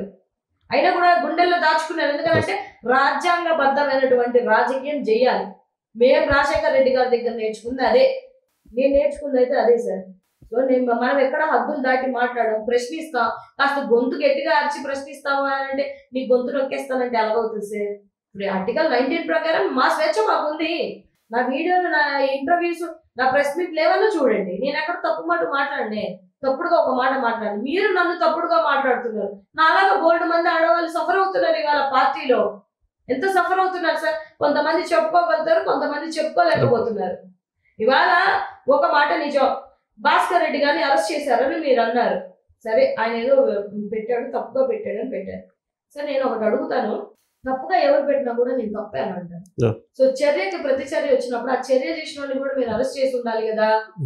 ఒక వ్యక్తి పోస్ట్ చేశాడంటే దాన్ని ఎవరో ప్రేరేపించారు, లేదంటే ఆయన అంతగా హట్ అయ్యేలాగా కూడా ఏదైనా జరిగే ఉండాలి ఖచ్చితంగా. గట్టిగా చదువుకొని ఉంటారు, 4-5 లక్షలు వాళ్ళకి వస్తుంటది కదా. వాళ్ళకి ఏం అవసరం ఉంటది సార్? వాళ్ళ నాయకుడిని ఎవరన్నా ఏదన్నా అంటే ఒకటి సార్, నేను ఈ పార్టీలోకి వచ్చి నేను అబ్జర్వ్ చేసింది ఏంటంటే జగన్మోహన్ రెడ్డి గారు కానీ, భారతమ్మ గారు అంటే ఒక్కరు కూడా ఊరుకోరు. నేను వచ్చి తక్కువ సంవత్సరాలైనా 2.5 సంవత్సరాలు అవుతున్నా, నేను కూడా ఊరుకోను. నేనే ఇలా ఉన్నానంటే ఇంకా సంవత్సరాలు తరబడి పార్టీ కోసం రాజశేఖర రెడ్డికి ప్రాణాలు ఇచ్చిన వాళ్ళు బొచ్చడి మంది ఉన్నారు సార్. వాళ్ళు ఎందుకు ఊరుకుంటారు? సరే, ఆ అబ్బాయిని అరెస్ట్ చేశారు. అరెస్ట్ చేసేదేదో వాళ్ళ తండ్రి చనిపోయిన తర్వాత చిన్నకారం అయిపోయాక, పెద్ద కారం అయిపోయాక మళ్ళీ వెళ్తాడు కదా. ఇప్పుడు వచ్చిన ఇన్ఫర్మేషన్ ఉన్న వాళ్ళు వెళ్ళేటప్పుడు ఇన్ఫర్మేషన్ కూడా ఉంటది కదా, అప్పుడు అరెస్ట్ చేసుకోండి. అప్పుడు అరెస్ట్ చేసుకోండి సార్. తండ్రి అనేది ఎమోషన్ కాదా ఎవరికైనా కూడా? అది తప్పు కాదా? జైల్లో 56 రోజులు జైల్లో ఉన్నప్పుడు తండ్రి కోసం బయట ఎంత విలవిలాడిపోయారు లోకేష్ బాబు గారు. ఆయనకు తండ్రి అయినప్పుడు వేరే వాళ్ళకు కూడా మీ అమ్మనంటే విలవిల్లాడతారు. మీ అమ్మ లాంటి ఆడవాళ్ళు మీ వాళ్ళ చాలా మంది ఉన్నాం. మా కోసం విలవిలాడట్లేదే మీరు? ఆడట్లేదే. మీ తండ్రి కోసం మీరు ఆరాటపడ్డారు. మరి తండ్రి చావు చనిపోయినటువంటి ఒక వ్యక్తిని నిర్దాక్షిణ్యంగా మీరు అరెస్ట్ చేద్దామని ఫిక్స్ అయిన వాళ్ళు చేసుకోండి అంటున్నా, వద్దనట్లా. అదేదో కార్యం అయిపోయి వెళ్ళిపోయేటప్పుడు కార్యం టైంకి అరెస్ట్ చేసుకుని వచ్చినప్పుడు ఇన్ఫర్మేషన్ ఉన్నప్పుడు వెళ్ళేటప్పుడు కూడా మీకు ఇన్ఫర్మేషన్ ఉంటుంది సార్. ఇది దౌర్జన్యం కాదా? ఇది అడ్డగోలుతనం కాదా? ఏం సార్ మీరు చెప్పండి. ఇవాళ ఒక క్వశ్చన్ అడుగుతాను. ఇది మన కర్నూలులో బస్ యాక్సిడెంట్ అయింది కదా, 20 మంది ప్రాణాలు పోయి ఆ బస్సు ఓనర్ పట్టుకున్నారు, అరెస్ట్ చేశారు. ఈ అబ్బాయిని కూడా అరెస్ట్ చేశారు, భాస్కర్ రెడ్డిని అరెస్ట్ చేశారు. భాస్కర్ రెడ్డికి బెయిల్ రాలేదు, ఆయనకు 1 గంటలో బెయిల్ వచ్చింది. ఎలా వచ్చింది? ఏది నిబద్ధత? ఏది మీ పరిపాలనలో నిబద్ధత ఏది అని అడుగుతున్నాను. 20 ప్రాణాలు తీసేసిన వాడికి మాత్రం గంటలో, అరగంటలో మీరు బెయిల్ ఇప్పిస్తారా? మీ కూటమి ప్రభుత్వంలో మీకు సంబంధం లేకుండా బెయిల్ వచ్చేసిందా? అదే ఒక వ్యక్తి మీ మీద పోస్టులు పెట్టారని చెప్పేసి మీరు అరెస్ట్ చేసుకున్నవాడికి అయితే మాత్రం జైలు శిక్ష చేసేస్తారా? ఎడసారి న్యాయము ఏదైనా సరే అంటే నోటీసులు ఇచ్చి ముందుగా నోటీసులు ఇవ్వాలి. మీరు ఇంకా నోటీస్ కానీ ఆగిపోయారు. నోటీసులు ఇచ్చి తర్వాత అప్పుడు అరెస్ట్ చేయాల్సిన ఇది ఉంటుంది. అడుగుతున్నారు సార్, అర్ధరాత్రులు దూరిపోతున్నారు, ఇళ్లలో సివిల్లో వచ్చేస్తున్నారు పోలీసులు, ఫోన్ పట్టుకుని వెళ్ళిపోతున్నారు. ఎక్కడ ఉంటున్నామో ఏం చేస్తున్నామో తెలియదు. ఇక్కడ తీసుకెళ్లి కడప అంటారు, కడపలను తీసుకొచ్చి వైజాగ్లో వేస్తారు, వీళ్ళని తీసుకెళ్ళి నెల్లూరులో వేస్తున్నారు. ఎవరిని ఎక్కడ పట్టుకెళ్తున్నారో అరెస్ట్ చేస్తున్నారో కూడా తెలియలేనటువంటి పరిస్థితిలో ఇవాళ ఆంధ్ర రాష్ట్ర జనాలు బిక్కుమని ఉన్నారు. నేనేమంటున్నానంటే, సరే మీకు కక్ష ఉండింది అనుకోండి, 1 రోజు 2 రోజులు 3 రోజులు అంతే. 2 సంవత్సరాలు 18 నెలలు దగ్గర 2 సంవత్సరాలు అవుతుంది కదా. ఇంకా మీ కక్షపూరితమైనటువంటి రాజకీయం ఏంటిది? ఇంకా జగన్మోహన్ రెడ్డి గారు జపం ఎందుకు చేసుకోవాలి? మీరు 164 సీట్లు మీకు ఇచ్చారు, చేయండి, పరిపాలన చేయండి, బ్రహ్మాండంగా చేయండి. ఎవడొద్దనుకున్నాడు? మేము కూడా మీరు కూడా సలహాలు ఇవ్వండి, తీసుకుంటాము. మీ పరిపాలన బ్రహ్మాండంగా ఉంటే నెక్స్ట్ టైం అడగాల్సిన అవసరం లేదు కదా, వాళ్ళే గెలిపిస్తారు. మేము ఎందుకు అడుగుతాం? ఇవాళ ప్రజల పక్షాన మా వాయిస్ వినిపించాల్సినటువంటి అవసరం ఏముంది? మీరు సూపర్ 6 అన్నారు, సూపర్ 6 అని చెప్పి వచ్చారు. ఫస్ట్ ఇయర్ ఏ పథకం ఇవ్వలేదు, సూపర్ హిట్ అయిపోయింది కదండి. అది సూపర్ హిట్ అంటున్నాను. ఆ సూపర్ హిట్ లో ఉన్నటువంటి ఒకటి నిరుద్యోగ భృతి ఇచ్చారా? మీరు లేదు. చెప్పండి సార్. లేదు. తర్వాత శ్రీనిధి డబ్బులు నెలకి 1500, సంవత్సరానికి 18,000 ఇచ్చారా? ఇవ్వలేదు కదా సార్. ఉన్నటువంటి 6లో 2 ఇవ్వలేదంటే హిట్ ఎట్ అవుతుంది. మహిళలకు ఫ్రీ బస్ ఇచ్చారు కదా. ఇది తిరుగుతుంది. నేను అనేది ఏంటంటే మీరు సూపర్ 6 హిట్ అని చెప్పేసి పెద్ద ప్రోగ్రామ్ చేసుకున్నారు సార్. కోట్లు హెచ్చించి ఇచ్చిన 6 పథకాలలోనే 2 ఇవ్వకపోతే హిట్ ఎట్ అవుద్ది అని అడుగుతున్నాను నేను. ఫస్ట్ సంవత్సరం కూడా ఏమి ఇవ్వలేదు కదా. తల్లికి వందనం 15,000 ఇస్తానని చెప్పేసి ఫస్ట్ సంవత్సరం ఏమి ఇవ్వలేదు. గ్యాస్ సిలిండర్లు ఏమి ఇవ్వలేదు, ఫ్రీ బస్సు ఏమి ఇవ్వలేదు. గ్యాస్ సిలిండర్ సబ్సిడీలో ఒకటి ఇచ్చేసి ఈ సంవత్సరానికి అయిపోయింది అని చెప్పేసారు last year. Gas cylinders 1,50,00,000 live లో ఉన్నాయి. వాళ్ళకి తెలియదు, వాళ్ళ దగ్గర డేటా లేదు, బేసిక్ డేటా లేదు. మీరు అబ్జర్వ్ చేయండి. జగన్మోహన్ రెడ్డి గారు చంద్రబాబు గారితో డేటా లేదంటారు ఏంటండి? పొలిటికల్ గవర్నెన్స్ అని చెప్తుంటే మీరు. అదే ఇప్పుడు వాళ్ళని అడుగుతాను, గ్యాస్ సిలిండర్ లైవ్ ఎన్ని ఉన్నాయో చెప్పమనండి. ప్రతిదీ మేము డేటా, వాట్సాప్ గవర్నెన్స్ ప్రతిదీ మా దగ్గర డిజిటలైజ్డ్ అయిపోయింది అని చెప్తున్నారు. డేటా ఉంటే పడ్డోడికే తల్లికి 10 సార్లు ఎందుకు పడుతుంది సార్? మీరు చెప్పండి. పడ్డ వ్యక్తికి ఎందుకు పడుతుంది 10 సార్లు? చాలా ఉన్నాయి, చాలా బయట. అంటే మా ఫేవర్ ఉండొచ్చు కదా. ఫేవర్ ఉంటే నువ్వు 10 సార్లు లేవు. ఫేవర్ కాదు, వాళ్ళ దగ్గర ప్రాపర్ డేటా లేక వేసేవాడికి 10 సార్లు వేసేసుకున్నారు.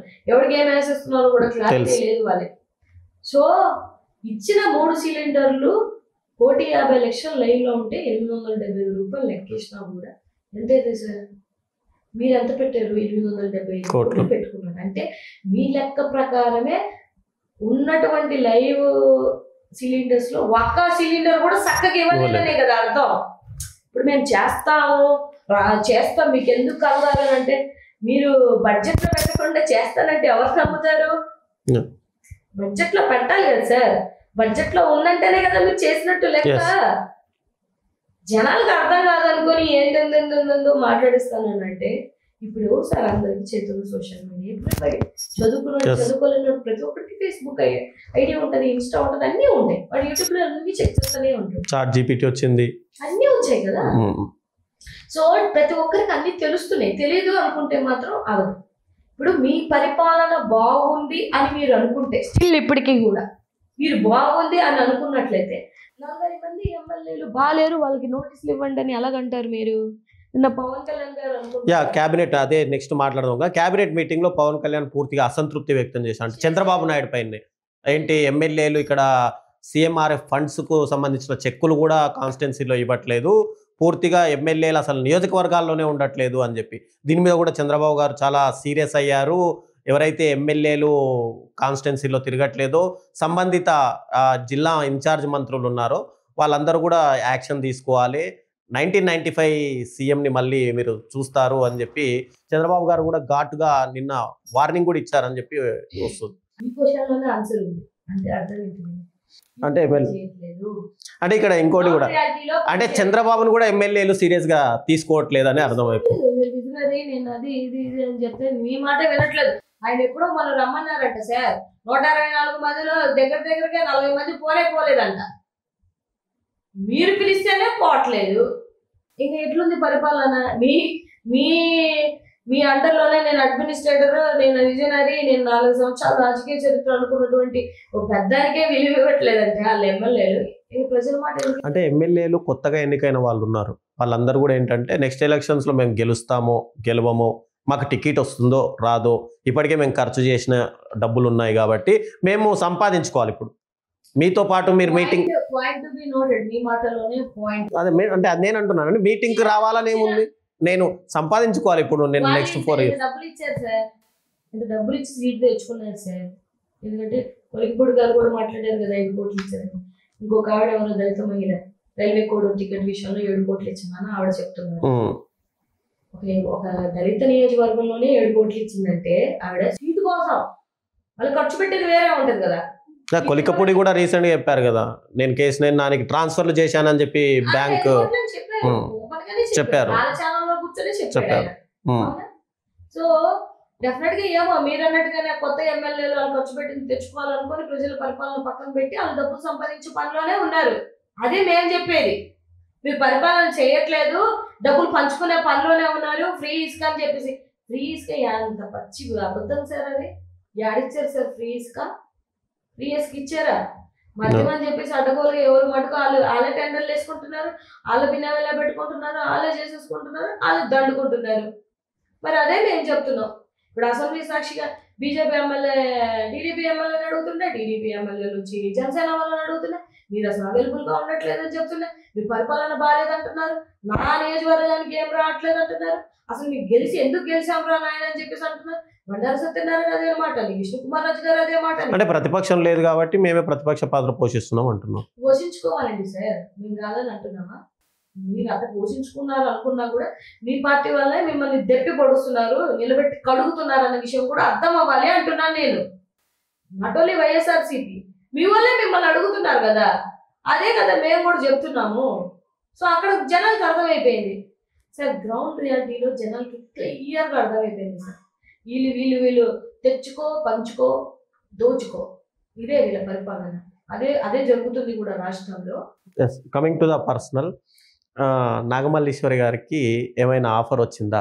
అంటే రాబోయే ఎలక్షన్స్లో టికెట్ ఇస్తామని కానీ ఏమైనా?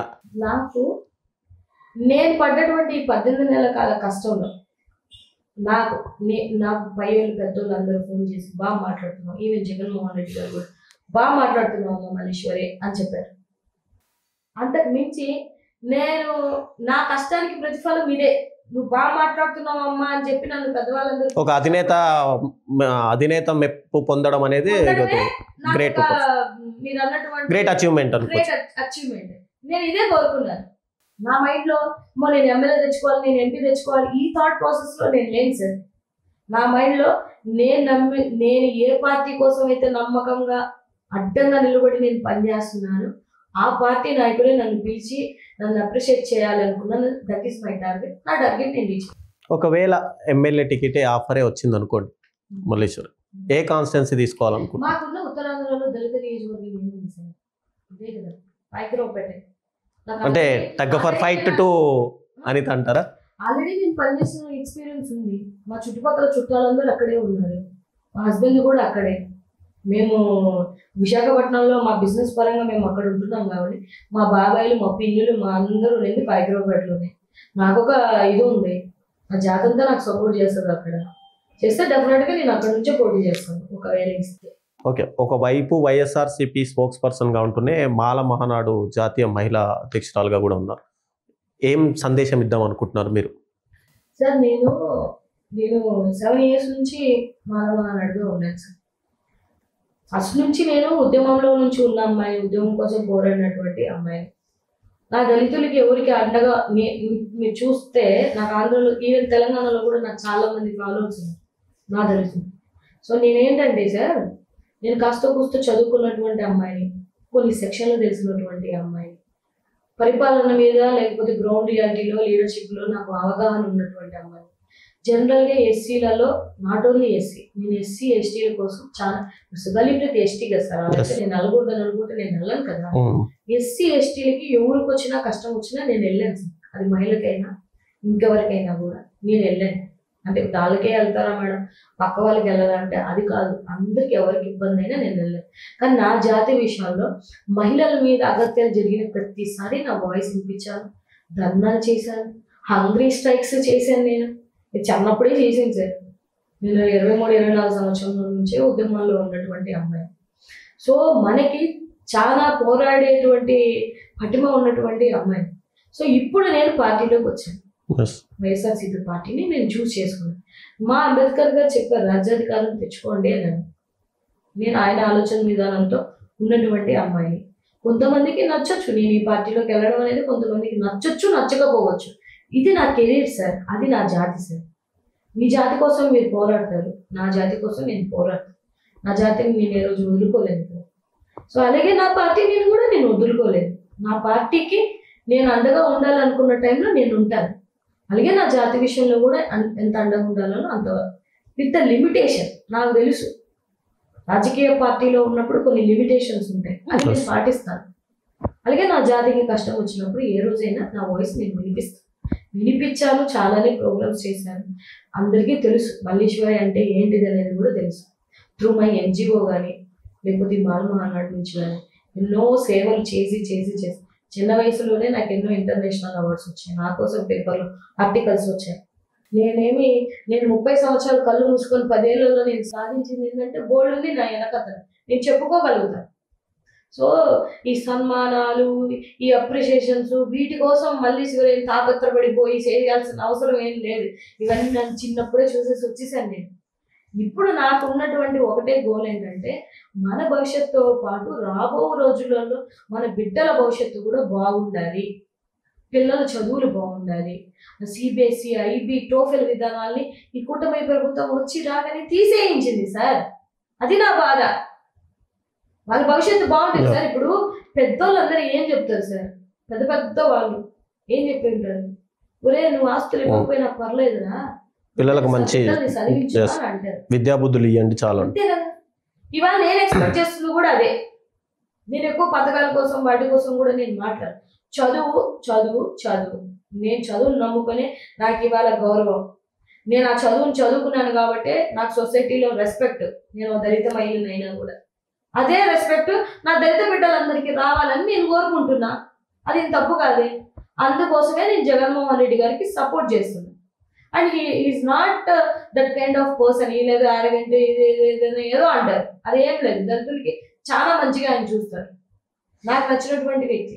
నాకు ఇంకో గ్రాటిట్యూడ్ ఏంటంటే ఏ రాజకీయ నాయకుడు కూడా 125 అడుగులు అంబేద్కర్ గారిని పెట్టలేదు ఎక్కడ. ఆ జగన్మోహన్ రెడ్డి గారు పెట్టారు. అది మా జాతికి నాకు ఒక ప్రౌడ్ ఫీల్ సార్. అంబేద్కర్ గారు 125 అడుగులు అంబేద్కర్ గారు ఏపీలో ఉన్నారంటే నాకు ప్రౌడ్ ఫీలింగ్. అది చేశారు జగన్మోహన్ రెడ్డి గారు. అందుకనే నాకు అన్న మీద ప్రేమ. ఇంకేముంటుంది సార్? నాకు ఈ 5 ఏళ్ళు కష్టపడాలి సార్. అసలు ఐటీడీపీ లాంటి స్ట్రాంగ్ ఫేక్ దానితో పోరాడాలంటే it's not a simple thing. పొద్దున్నేసే మాకు గట్టిగానే ఉంది. నేనే కాదు, అధికార ప్రతినిధులు అందరి పరిస్థితే అంతే. నా కోసం అంటే మీరు నన్ను అడిగారు కాబట్టి నా కోసం చెప్తున్నాను తప్పే అందరి పరిస్థితులు అలాగే ఉన్నాయి. సో పోరాడుతున్నాం, ప్రశ్నిస్తున్నాం, ఉద్యమిస్తున్నాం. మా ప్రాణాలకైనా తెగించి అడ్డు పెట్టినట్టే కదా సార్. ఇప్పుడు సింగిల్ గా తిరుగుతున్నాం, వస్తున్నాం, చేస్తున్నాం. ఏం జరుగుతుందని ఎట్లా ప్రెడిక్ట్ చేయగలుగుతాం మనం? అడ్డగోలుగా ఎంతమందిని అరెస్ట్ చేస్తున్నారు, కొట్టేస్తున్నారు, బాధేస్తున్నారు, అన్ని చేసేస్తున్నారు. అట్లీస్ట్ ఫ్యామిలీకి కూడా చెప్పకుండా ఎటు తీసుకెళ్తున్నాము, ఏం తీసుకెళ్తున్నారు, ఎవరు తీసుకెళ్లారు అనేది కూడా తెలియట్లేదు సార్. నేనేమంటున్నానంటే మీరు వచ్చిన తర్వాత మీరు కూటమిగా అయినాక జనాలు ఎక్కడో ఒక చోట మమ్మల్ని నమ్మకుండా మీకు ఓట్లు వేసారే అనుకోండి. 124 వచ్చాయి కదా. మీరు రాజ్యాంగబద్ధంగా రాజకీయం చేసుకొని వెళ్ళిపోతే మేము కూడా ఎవ్వరం క్వశ్చన్ చేయం. మీరు ప్రజల్ని మోసం చేసుకుంటూ ఇవాళ రైతుకు గిట్టుబాటు ధర లేక రైతు ఇబ్బంది పడుతుంటే మేము వచ్చాం. రైతుకు గిట్టుబాటు ఇవ్వదంటే మామిడి కానీ, మిరప కానీ, టమాటా కానీ, ఉల్లి కానీ అన్నిటికీ మేము వచ్చి ప్రశ్నిస్తున్నాం. మీరు ఇస్తే మేము అడగాం కదా. జగన్మోహన్ రెడ్డి గారు ఇచ్చిన తర్వాత, వచ్చిన తర్వాత, అడిగిన తర్వాత మీరు సెంట్రల్ మినిస్టర్కి లెటర్ రాస్తున్నారు. రాసిన తర్వాత వాళ్ళు ఏదో ఫండ్ ఇస్తున్నారు. ఆ పని ముందు చేయొచ్చు కదా అని అడుగుతున్నాను. యూరియా లేక ఇబ్బంది పడుతుంటే రైతులు ఎప్పుడన్నా ఉందా సార్ యూరియా లేకుండా ఇబ్బంది పడటం? మిమ్మల్ని బ్లేమ్ చేయడం కాదు, లెటర్స్ రాయండి. మా స్టేట్ కి ఆల్రెడీ కేంద్రంలో మీరే మెయిన్ గా ఉన్నారు కదా. ఎన్డీఏ కూటమి ఉంది కదా, లేకపోతే ఏమో అనుకోవచ్చు. ఎన్డీఏ కూటమితోనే మింగిలే ఉన్నారు. మేమేం చెప్తే చేసేస్తారని అంటున్నారు కదా. పలుకుతున్నప్పుడు మరి అంత మీరు పని చేయించుకోవాల్సినటువంటి బాధ్యత మీదే కదా అని చెప్తున్నాను సార్. నేను ఎక్కడ తప్పు మాట్లాడాను? ఇప్పుడు వరకు గంట చేసాం, ఎక్కడ నువ్వు తప్పు మాట్లాడాను? లేదేమైనా క్రియేట్ చేసి చెప్పానా? అయితే పర్సనల్గా ఎవరినైనా మాట్లాడానా? లేదు కదా. మేము కోరుకుంటుంది అది మీరు రాష్ట్ర ప్రజలకి చెయ్యండి. మీరు నాట్ ఓన్లీ సూపర్ 6 ఇంకా 183 పథకాలు ఇస్తానని చెప్పారు. ఇప్పుడు వరకే 2 సంవత్సరాలు అయినా సూపర్ 6 లో మొత్తం కంప్లీట్ చేసుకున్నారు వాళ్ళు. ఇంకా మీరేం చేస్తారు? ఇక్కడ మేము ఎందుకు పదే పథకాలు ఉన్నానంటే మీరు ఆ రోజు ఎలక్షన్ లో జగన్మోహన్ రెడ్డి గారి కన్నా ఎక్కువ ఇస్తామని చెప్పి వచ్చారు కాబట్టి మేమే టన్ అయిందేమో, మీ వైపు నమ్మారేమో జనాలు. జగన్మోహన్ రెడ్డి గారి పథకాలు మేము ఆపము ఎట్టి పరిస్థితుల్లో, అవి కంటిన్యూ చేస్తే అంటేనే మీకు ఓట్లు పడ్డాయి. అందుకని మేము ఇవాళ ప్రశ్నిస్తున్నాము. అది జగన్మోహన్ రెడ్డి గారు వీళ్ళలాగా అబద్ధాలు ఆడుంటే సార్, ఆడుంటే మాకు ఈ పరిస్థితి లేకుండా కదా. డెఫినెట్ గా మళ్ళీ మేము వచ్చేవాళ్ళం కదా. ఆయన ఏమన్నారు? అబద్ధాలు ఆడను, ఇవ్వలేని పథకాలు నేను ఇస్తానని చెప్తాను. ఇస్తానని అబద్ధం ఆడను అని అన్నాడు ఆ వ్యక్తి. అది కదా సార్ రియల్ లీడర్షిప్ అంటే. ప్రజల్ని మోసం చేసేటువంటి నాయకులకి చరిత్రలో విలువ ఉంటుందా సార్? చరిత్ర హీనులు అవుతారు. రాబో రోజుల్లో వీళ్ళ పరిస్థితి కూడా అంతే అవుతుంది. సో మీ లోపాలు మీ యొక్క పరిపాలన కూటమిలో ఉన్నటువంటి మీ లోపాలే జనాలకు తెలుస్తుంది కాబట్టి డెఫినెట్ గా జనాలు రాబో రోజులలో మిమ్మల్ని ఎండగడతారు. టీచర్స్ ఆ రోజు అంత సపోర్ట్ చేసుకొని మాట్లాడుకున్న వాళ్ళకి మేము డిఎల్ 11 ఇచ్చాం, మీరెన్ని ఇచ్చారు? వాడిచ్చి పండగ చేసుకోండి. ఏ పండగ చేస్తారు వాళ్ళు? ఇప్పుడు మీరు చెప్పండి, ఎంతమంది విఆర్లో పెట్టారు సార్? వైఎస్ఆర్సీపీకి అనుకూలంగా ఉన్న వాళ్ళని గాల్లో ఎంతమంది ఉన్నారో తెలుసా మీకు? విఆర్లో ఎంతమంది పెట్టారో తెలుసా మీకు? స్టీల్ ప్లాంట్ లో కూడా ఉద్యోగులు పూర్తిగా బయటకు వచ్చి ఒకరికి ఒక 10 నెలల నుంచి జీతాలు కూడా ఇవ్వట్లేదు వీళ్ళు. నాకు ఒక పెద్ద అని చెప్పాడు, ఆయన సీఏ పొజిషన్ లో ఉన్నటువంటి వ్యక్తి విఆర్ లో పెట్టారు అతన్ని. వాళ్ళ పార్టీకి ఏదో హెల్ప్ చేస్తున్నారు, ఏదో ఉంది, ఆయన ఉంటారు కదా వాళ్ళకి. 10 నెలల నుంచి జీతాలు. మరి వాళ్ళ కుటుంబాల ఉసురు ఈ గవర్నమెంట్ తగలదంటారా? తగులుతుందా తగలదా? అంటే ఇప్పుడు ఉన్నటువంటి ఈ పోలీస్ డిపార్ట్మెంట్ లో మీకు భజన చేసుకుంటూ మీకోసం పనిచేసిన వాళ్ళని రేపొద్దున జగన్మోహన్ రెడ్డి గారు వచ్చిన తర్వాత బిఆర్ లో పెట్టండి, అవసరమైతే ఐఏఎస్ ఐపీఎస్ దొంగ కేసులు పెట్టి అరెస్ట్ చేయండి అని మీరు సంకేతాలు ఇచ్చినట్టే కదా. అంతే కదా సార్? మీరు ఒక బాట, పాపం లోకేష్ బాబు గారు ఒక బాట వేశారు, జగన్మోహన్ రెడ్డి గారు మీ చేసేది కాదు పరిపాలన, నేను చేసేది పరిపాలన, ఇది బాట అంటే అని చూపించారు. డెఫినెట్ గా మేము కూడా అదే బాటలో నుంచి మా జగన్మోహన్ రెడ్డి గారు మా అందరికి ప్రామిస్లు ఇచ్చారు. మేము కష్టపడుతున్నా, నిందలు పడుతున్నా, అవమానాలు పడుతున్నా, ప్రతి కార్యకర్తకి ప్రతి ఒక్క మహిళకి భరోసా ఇచ్చారు. జగన్ 2.0లో మీరు చూడండి, సప్త సముద్రాలు దాటిందా కూడా వాళ్ళని తీసుకొని వచ్చి బట్టలు ఉడదీసి కోర్టు ముందు నిల్చోబెడతాను అని అన్నాడు. వాళ్ళ బట్టలు ఉడదీస్తానని చెప్పలేదు. ఈ పాయింట్ మళ్ళీ చెప్తున్నారు. లేనిపోని కబుర్లన్నీ ఆయన మీద ఏమో నిందలు వేస్తారు కానీ సార్ ఏంటుంది సార్? 2 గంటలు ప్రెస్ మీట్ పడతాడు ఒక ఎమ్మెల్యే కానీ, ఒక ఎంపీ కానీ, ఒక అధికార ప్రతినిధి కానీ. సార్ మీరు చెప్తుంది తప్పులు లెక్కలు, ఇది కాదు సార్ లెక్క, ఇది సార్ లెక్క అని ఒకటన్నా చెప్పగలుగుతున్నారా? చూసారు 18 నెలల కాలంలో ఎవరైనా ప్రెస్ మీట్ చెప్పడం, దాన్ని ఖండించి మాట్లాడడం చెప్పడం చూసారు? అత్తే అలాంటి ఏదో రప్ప అన్నాడు, దాని మీద ఒక 3 నెలలు డిస్కషన్. ఇంకోటి ఏదో దీనికి తక్కువ దానికి తక్కువ ఏదో దానికి 3 నెలలు డిస్కషన్. తర్వాత ఏదో లాస్ట్ తోకని టిష్యూ పేపర్ అని ఏదో అన్నారంటే దానికి 3 నెలలు డిస్కషన్. ఇదే సార్ డిస్కషన్? రాష్ట్ర ప్రజలకు కావాల్సింది ఇది కాదు కదా. నువ్వు రాష్ట్ర ప్రజలకి చేవిరెడ్డిని, ధనుంజయ రెడ్డి గారిని, ఇంకొక రెడ్డి గారిని, ఆ రెడ్డి గారిని, ఈ రెడ్డి గారిని అరెస్ట్ చేసుకోవడం రాష్ట్ర ప్రజలకు అవసరంలే. వాళ్ళకి కడుపుకు తిండి టైంకి వెళ్తుందా లేదా, పని చేసుకోవడానికి వెళ్తే పని దొరుకుతుందా లేదా, వాళ్ళు ఏదన్నా కొనుక్కోవాలంటే ఆ కొనుగోలు శక్తి వాళ్ళ కాడ ఉందా లేదా, సాయంత్రానికి పిల్లలకు పెట్టామా, పిల్లలకి అయితే పిల్లలకి మంచి చదువు ఇచ్చారా లేదా, బడికి పోతే మంచి బువ్వ పెడుతున్నారా లేదా, మంచి చదువు చెప్తున్నారా లేదా, ఇది కదా కావాలి. గవర్నమెంట్ స్కూల్లో ఉన్నటువంటి బిడ్డల్ని ఐక్యరాజ్య సమితికి నడిపించినటువంటి ఆయన పరిపాలన ఎక్కడ?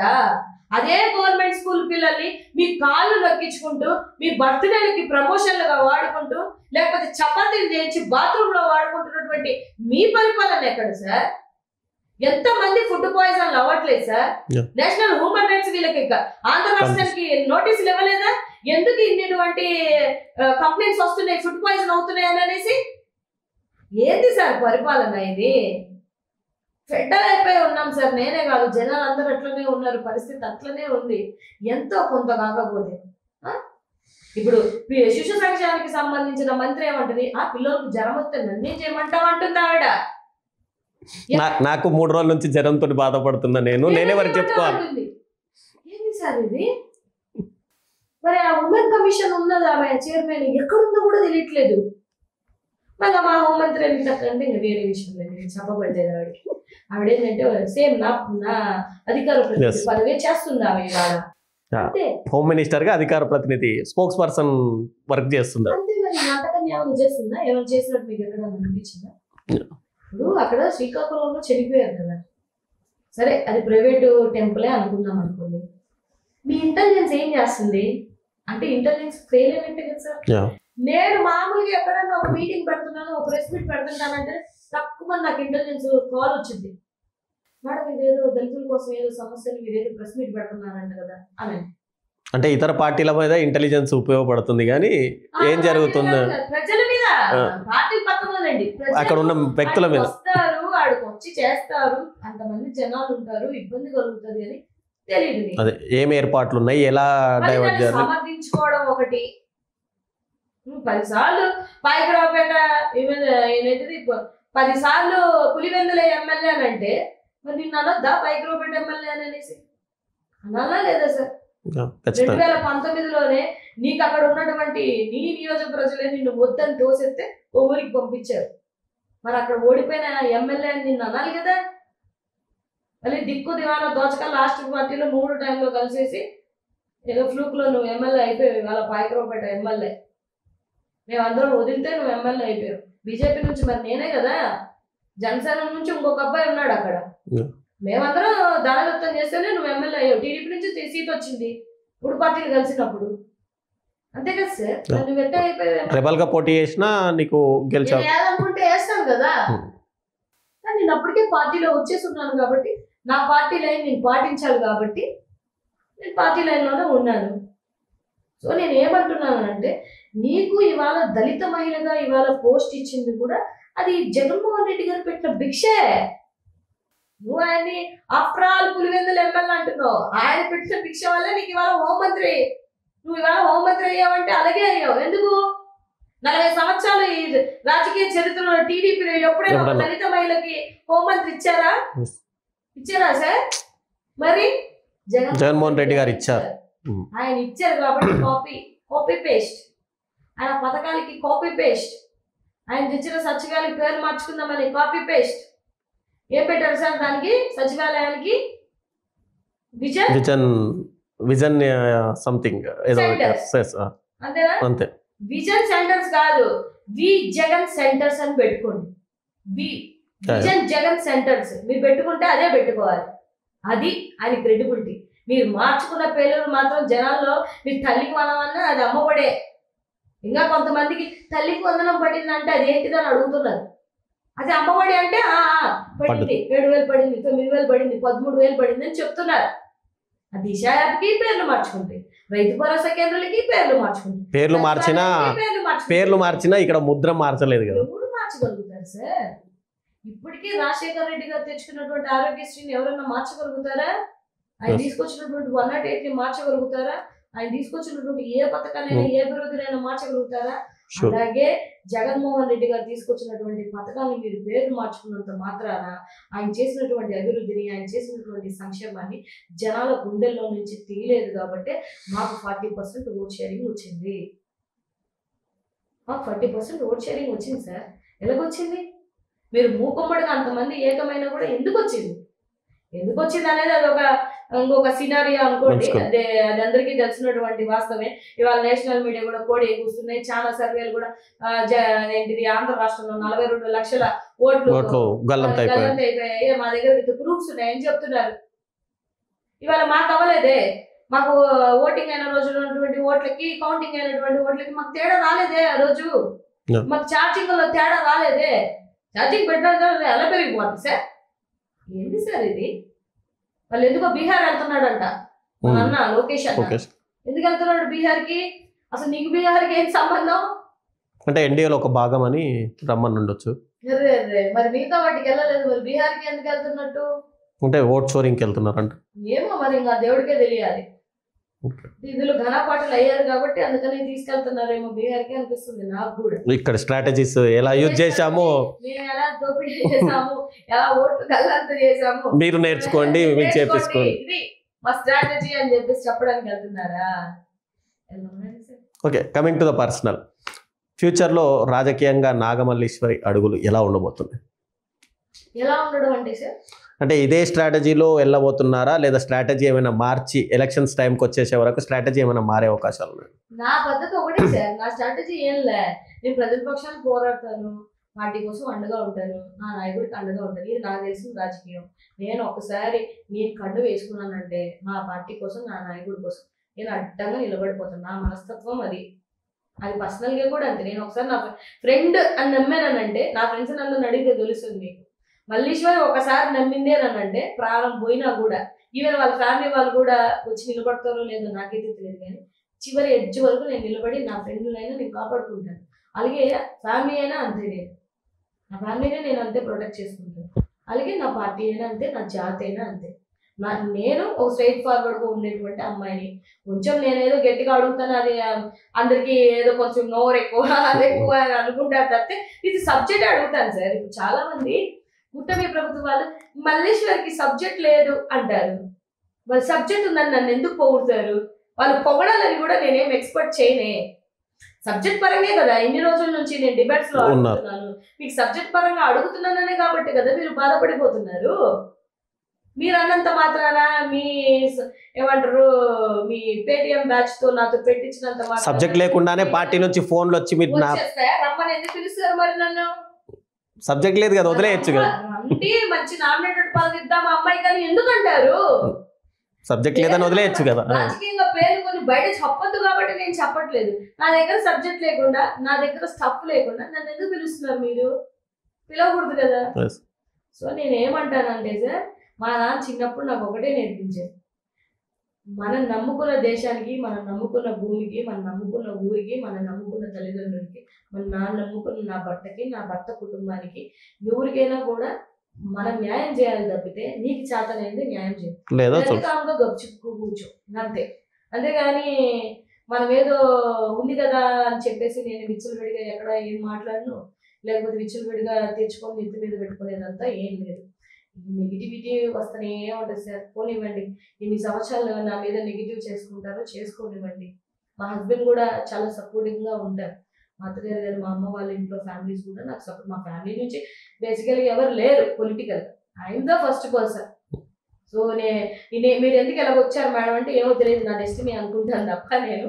సో నేను కూడా ఒక బ్యాంక్ లో జాబ్ చేసి, అందరూ డాక్టర్ కాబోయే యాక్టర్ అయ్యానంటారు, మీరేమో డాక్టర్ అవ్వాలనుకొని ఏదో పొలిటికల్ లో లీడర్ గా వచ్చాను. దేవుడు ఎంతవరకు నడిపిస్తే అంతవరకు వెళ్తాను సార్. నాకేమి డెఫినెట్ గా రాజకీయాల్లో వచ్చినప్పుడు ఎవరికైనా రాజకీయ పరంగా గోల్ ఏంటంటే ఓ ఎమ్మెల్యే అవ్వాలి, ఒక ఎంపీ అవ్వాలని కోరిక ఉంటుంది. అసెంబ్లీలో అధ్యక్ష అని ఒక్కసారైనా పిలవాలని, ఒక్కసారైనా అనాలని ఉంటది. నాకు ఉంటది ఆ కోరిక. చాలా మంది అంటారు మల్లీశ్వరి వచ్చిన తర్వాత ఈ ఎమ్మెల్యే అవుదామని అనుకుంటుంది అంటే, నా డ్రీమ్ అది. That is my dream. ప్రతి వ్యక్తికి ఒక గోల్ ఉండాలి కదా. రాజకీయాలు ఎందుకు వచ్చి నేను ఎన్జిఓ పెట్టుకున్నాను, అలాగే పెట్టుకోవచ్చు, చేసుకోవచ్చు కదా. నేను పొలిటికల్ గా ఎందుకు వచ్చాను? ఏదో ఒక రోజు నన్ను నమ్ముకున్న నా ప్రజలకి, నా జాతికి, లేకపోతే నా ఇంటికి, నా ఊరికి పేరు కద్దామని నేను అనుకుంటాను కదా. సో ఇప్పటికే నేను నా పేరు, మా ఊరి పేరు చాలా సార్లు నేను పేపర్లో కూడా వేయించి చాలా జరిగినటువంటి సందర్భాలు ఉంటాయి. కానీ మా అంబేద్కర్ గారి ఆశయాల ప్రకారం కూడా రాజ్యాధికారం సంపాదించుకోవాలన్న కోరిక, నేను వెళ్ళి అసెంబ్లీలో అధ్యక్ష అనాలన్న కోరిక నాకు కూడా ఉంది. అది దేవుడి దయ, జగన్మోహన్ రెడ్డి గారి కరుణ, ఆ రెండు ఉంటే నేనే కాదు సార్. టిప్పర్ లారీ డ్రైవర్ కి ఇవ్వలేదా? ఇచ్చారా లేదా? మరి నందిగాం సురేష్ అన్నకి చేయలేదా? ఎంపీ అయిపోయారు సార్. నందిగాం సురేష్ అన్న మన పార్టీలో సీట్ ఇవ్వకముందు ఎవరికి తెలుసు సార్? ఎంపీని చేయలేదా? సో ఈ పార్టీలో యంగ్ జనరేషన్ ని ఎంకరేజ్ చేసేటువంటి మనస్తత్వం జగన్ అన్నది. అలాగే చదువుకున్న ఆడబిడ్డలకి ఎంకరేజ్ చేసే మనస్తత్వం అన్నది. అలాగే దళిత మహిళల్ని కూడా ఎంకరేజ్ చేసే మనస్తత్వం అన్నది. సో ఈ మూడు క్వాలిటీస్ నాలో ఉన్నాయి కదా. నేను చదువుకున్నాను, నేను ఆశించడం తప్పేముంది? నేను ఆశించడంలో తప్పలేదు. అది ఇప్పుడు కాదు కదా, ఇంకా చాలా టైం ఉంది.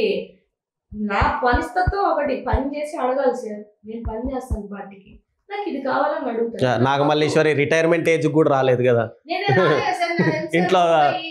కృష్ణారామ అనుకోవడం 30 సంవత్సరాలు, ఇంకా 75 లెక్కేసుకున్నా కూడా నేను ఏంటి సార్ 45 సంవత్సరాలు ఉంది, నేను ఉంటాను కదా. ఇవాళ కాకపోతే రేపు కాకపోతే వెళ్ళిపోయిన ఇవ్వడా నాకు అన్న ఇస్తాడు. అన్ని యంగ్ జనరేషన్ ని మంచిగా ఎంకరేజ్ చేసే మనస్తత్వం అన్నది. సో నాకు కూడా ఏంటంటే సార్, బేసిక్ గా బయట ఉన్నప్పుడు నేను కూడా అందరూ వీళ్ళు యారగెంట్, ఆ జగన్మోహన్ రెడ్డి గారు ఇలాగా అలాగా ఇలాగా అని చెప్పేసి విన్నాను. దళితులు అంటే అంత ఇష్టం ఉండదు, ఇలాంటి మాటలు విన్నాను సార్ నేను. వన్స్ ఐ మెట్ హిమ్ ఎలా అనిపించిందంటే, అరే ఇంత మంచి వ్యక్తి అమ్మా అనే తప్పితే ఇంకొక మాట మాట్లాడారు సార్. ఈశ్వరమ్మ మా హస్బెండ్ ఈ మధ్య తీసుకెళ్ళాను మా హస్బెండ్. సో మా హస్బెండ్కి కూడా మంచి ఫీల్ వచ్చింది. ఎందుకనంటే 18 నెలల నుంచి పాపం కష్టపడి ఇంట్లో వాళ్ళకి ఉంటది కదా సార్, ఎందుకు కష్టపడుతున్నావు? చాలా మంది ఫోన్లు చేసి మా హస్బెండ్కి చెప్తారు, అరే ఓడిపోయిన పార్టీ కోసం మల్లేశ్వర్ ఎందుకు అంత గొంతు ఎందుకు వినిపిస్తుంది అని చెప్పి మా హస్బెండ్ చెప్తారు.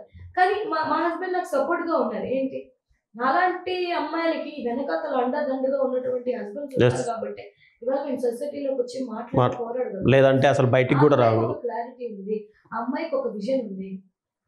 సార్ ఎంతమంది ఉన్నారు సార్ మన మన విలువలకి మన ఆశలకి రెస్పెక్ట్ ఇచ్చే అబ్బాయిలు ఎంతమంది ఉన్నారు చెప్పండి. హస్బెండ్ ని కూడా తిడతా ఉంటారు. అయినా కూడా నేను ఏమంటున్నానంటే మీ తిట్లకో మీ కామెంట్లకో మీ వాటికో భయపడితే సొసైటీలో మేము బతకలేము.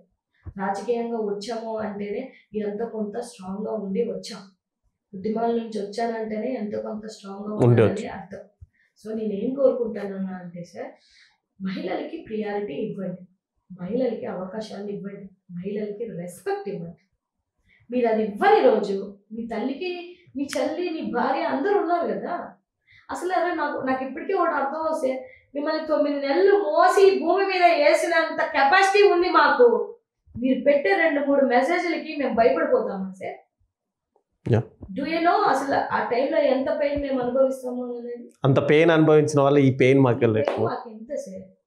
మీరు మీ మనస్తత్వాలు మార్చుకోవాలి. మీ పార్టీ కోసం మీ ఆడవాళ్ళు ఎంత కష్టపడుతున్నారు, మా పార్టీ కోసం మా నాయకుడి కోసం మేము కష్టపడుతున్నాం. మేము తప్పుడు మాటలు మాట్లాడిన రోజు మీరు మమ్మల్ని టార్గెట్ చేసుకోండి.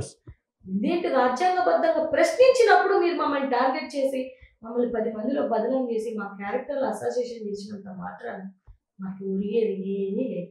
చేసుకోండి, ఎన్ని చేసుకుంటారో చేసుకోండి. లాస్ట్గా చివరి క్వశ్చన్, మిమ్మల్ని ఆదర్శంగా తీసుకొని ఎంతోమంది మహిళలు రాజకీయాల్లోకి వద్దాము అనే ఒక ఆశయంతో ఉంటారు. వాళ్ళకు కానీ లేదంటే ఇక్కడ సోషల్ యాక్టివిస్టుల అరెస్టులు కానీ వీళ్ళందరినీ ఒక దృష్టిలో పెట్టుకొని మీరు అసలు రాబోయే మహిళలకు కానీ ఇప్పుడు ఉన్నటువంటి సోషల్ యాక్టివిస్టులు ఏం చెప్పాలనుకుంటున్నారు? సార్ నేనైతే యువత మహిళలు రాజకీయంగా రావాలని కోరుకుంటాను సార్. ఇంగ్లీష్లో ఒక కొటేషన్ ఉంటుంది సార్, మనకన్నా మనం కానీ రాజకీయాల్లోకి రాకపోతే మనకన్నా తక్కువగా నాలెడ్జ్ ఉన్న వాళ్ళు మనల్ని పరిపాలిస్తారు అని అంటారు. సో ఇందాక మీరు అన్నట్టుగానే నేను చదువుకున్నాను సార్, నాకు పరిజ్ఞానం ఉంది సార్, ఇట్లా నేను రీచెక్ చేసుకుంటాను కదా, సెల్ఫ్ రీచెక్ అనేది ఉంటుంది కదా sir. I suitable or not అనేది నాకు ఉంటది కదా.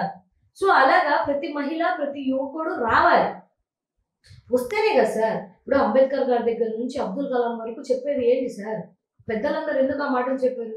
యువత రావాలి, యువతకు ఒక పరిజ్ఞానం ఉండాలి, రాజకీయం మీద ఒక పరిజ్ఞానం ఉండాలి. నాకు తెలిసి ఇక్కడ మొన్న ఈ మధ్య రీసెంట్ గా ఎక్కడో మొత్తం ఎమ్మెల్యేలను తరిమి కొట్టారు యువత. చర్చి ఉద్యమం జరిగింది కదా. సో లైక్ వాళ్ళల్లో చాలా మంది మీరు రచ్చబండ దగ్గర ఇట్లాంటి చిట్కీల కార్యక్రమాలు చూసాను కదా సార్, నాకన్నా మీకన్నా మేధావుల కన్నా వాళ్ళు చాలా బాగా మాట్లాడతారు. నేను అందుకని నా టార్గెట్ కూడా వాళ్ళే. నాకు గ్రౌండ్ రియాలిటీలో ఉన్నటువంటి వాళ్ళైతే కొన్నిసార్లు నేను మాట్లాడొచ్చు ఇంగ్లీష్ లో మాట్లాడినంత మాత్రం అవతల వాళ్ళకి అర్థం. వాళ్ళ స్థాయికి దిగి నేను మాట్లాడితేనే కదా వాళ్ళకి అర్థం అవుతుంది. నా వీడియోస్ గ్రౌండ్ రియాలిటీలో ఎక్కువ ఎందుకు దొరుకుతాయంటే అర్థం అదే సార్. మల్లేశ్వరమ్మ మాట్లాడింది అని అంటే వీళ్ళకి వెళ్ళాలని. గ్రౌండ్ రియాలిటీలో వాళ్ళతో రేపొద్దు నచ్చబడ్డ కానో టీ కానో చదువుకున్నవాడు కానీ చదువుకోని వాడు కానీ ఇద్దరు అర్థం అవ్వాలి. మీరు అవతల పార్టీ వాళ్ళకు కూడా సమాధానం చెప్పాలి కదా, కలగాలి అనే నేను కొన్ని పాయింట్లు ఎత్తి మరీ చెప్తాను. సో రావాలి. ఇంకో మాట కూడా ఏం చెప్తానంటే కాస్త సెన్సిటివ్గా ఉన్న అమ్మాయిలు ఎత్తుకు రాకండి. ఇది నా పర్సనల్. ధైర్యంగా ఉన్నాను నేను, అన్నిటికీ నిలబడతాను ఉంటేనే. ఇక్కడ చాలా రచ్చ రోతగానే ఉంటది రాజకీయం అంటే. ఇంతకు ముందు లేదు, ఇప్పుడు ఉంది. ఈ రచ్చ ఈ రోతని తట్టుకోగలను, లేకపోతే ఈ ట్రోల్స్ ని ఈ నెగిటివిటీని తట్టుకోగలను అని గుండె ధైర్యం ఉన్న వాళ్ళు మాత్రమే రండి, అదర్వైజ్ రాకండి. ఎందుకంటే సెన్సిటివ్ ఉన్న అమ్మాయిలు అయితే తట్టుకోలేదు, చచ్చిపోతారు. నేను ఎంత మొండి కట్టానే నేను ఒక రోజు ఫ్లో వెళ్ళిపోతుంటది కదా. కష్టపడుతున్నాం, ఇంత చేస్తున్నాం అంత చేస్తున్నాం, అయినా ఏంద్రా ఈ నిందలు ఉన్న మన పార్టీలో ఉన్న వాళ్ళు అంటారు, బయట వాళ్ళు అంటారు, అందరూ అంటుంటారు. అందరూ అంటున్నా కూడా మనకి ఏదో ఒక ఫేజ్ లో ఎక్కడో ఒక చిన్న బాధ వేస్తుంది. వెళ్ళిపోవాలని కాదు, ఎలాగో దిగిపోయాను, పోరాడి వెళ్ళిపోతాను సార్. నేను అన్ని అడ్జస్ట్ అంతా చూసుకున్నాను. నేను నాకు నచ్చిన చదువుకున్నాను, నాకు నచ్చిందే, నాకు నచ్చిన అబ్బాయినే నేను పెళ్లి చేసుకున్నాను. అది పెద్దల్ని ఒప్పించుకొని మరి మ్యారేజ్ చేసుకున్నాను. నేను నచ్చిన ఉద్యోగమే చేశాను. నాకు నచ్చినట్టే ఉద్యోగాన్ని రిజైన్ చేసి నేను ఎన్జిఓ స్టార్ట్ చేయాలనుకున్నా చేసుకున్నాను. నాకు నచ్చినట్టే నా జాతి కోసం పోరాడాను. నాకు నచ్చినట్టే నాకు నచ్చిన పార్టీలోకి వెళ్ళాను, నాకు నచ్చిన నాయకుడి కోసం నేను పనిచేస్తున్నాను. ఇది స్ట్రైట్ అవే నా ఆలోచన విధానం ఇలాగే ఉంటుంది సార్. సో చాలా మంది అంటారు చిన్నపిల్ల నీకు మెచ్యూరిటీ లేదా అంటే మెచ్యూరిటీకి ఏజ్కి ఏం సంబంధం ఏమి ఉండదు సార్. గ్రౌండ్ రియాలిటీలో ఒక దళిత మహిళగా ఎన్నో చూసి ఎన్నో అవమానాలు పడి ఎంతో హ్యూమిలేషన్ చేసుకొని నేనంతా ఈ స్థాయికి వచ్చినటువంటి అమ్మాయి పడి పడి పడి పడి రాయి కొడితే ఏమవుతుంది సార్, ఓ శిల్పం అవుతుంది. సో ఇవాళ నేను కూడా అంత స్ట్రాంగ్ అవ్వడానికి రీజన్ అది. బట్ ఇక్కడ ఇంత ఉంటుంది కాబట్టి మరీ సెన్సిటివ్గా ఉన్న అమ్మాయిలు అయితే రాకండి. స్ట్రాంగ్ గా ఉన్న అమ్మాయిలు అయితే 100% దేనికైనా నేను గట్టిగా నిలబడగలను, నా ఫ్యామిలీ సపోర్ట్ ఉంది అనుకున్న వాళ్ళు 100% రమ్మంటారు. నేను ఒక మహిళ మంచి స్థానంలో ఉందంటే నేను చాలా హ్యాపీగా ఫీల్ అవుతుంది. ఇందిరాగాంధీ ఏ పార్టీ అయినా అవ్వండి అంటే పిఎం గా ఉన్నింది ఆవిడ, జయలలిత ఉన్నింది సీఎం గా. So they are succeed women's. వాళ్ళంతా మనకి ఏదో ఒక ఫేజ్ లో ఎక్కడో ఒక చోట మనకి ఇన్స్పిరేషన్ గానే ఉంటారు కదా. ఝాన్సీ లక్ష్మీబాయి ఇలాంటి వాళ్ళని ఎంతమందిని తీసుకోవాలి సార్.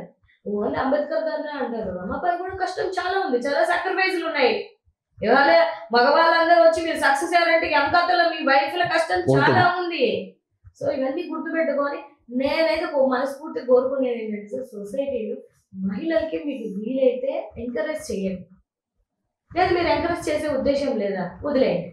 అంతేగాని వెనకాతల మాట్లాడి బ్యాక్ పిచ్చింగ్ మాటలు మాట్లాడి ఆ అమ్మాయిని క్యారెక్టర్ అసోసియేషన్ చేసి అమ్మాయి నలుగురిలో అవమానం పడేలా చేద్దామనే మనస్తత్వాలు ఉంటే కర్మ అనేది ఒకటి ఉంటుంది, డెఫినెట్గా అది హిట్ చేస్తాను. అదైతే నేను నమ్ముతాను. మాకంటూ ఒక సెల్ఫ్ రెస్పెక్ట్ ఉంటుంది కాబట్టి మహిళలకి రెస్పెక్ట్ ఇవ్వాలని మాత్రం నేను కోరుకుంటాను.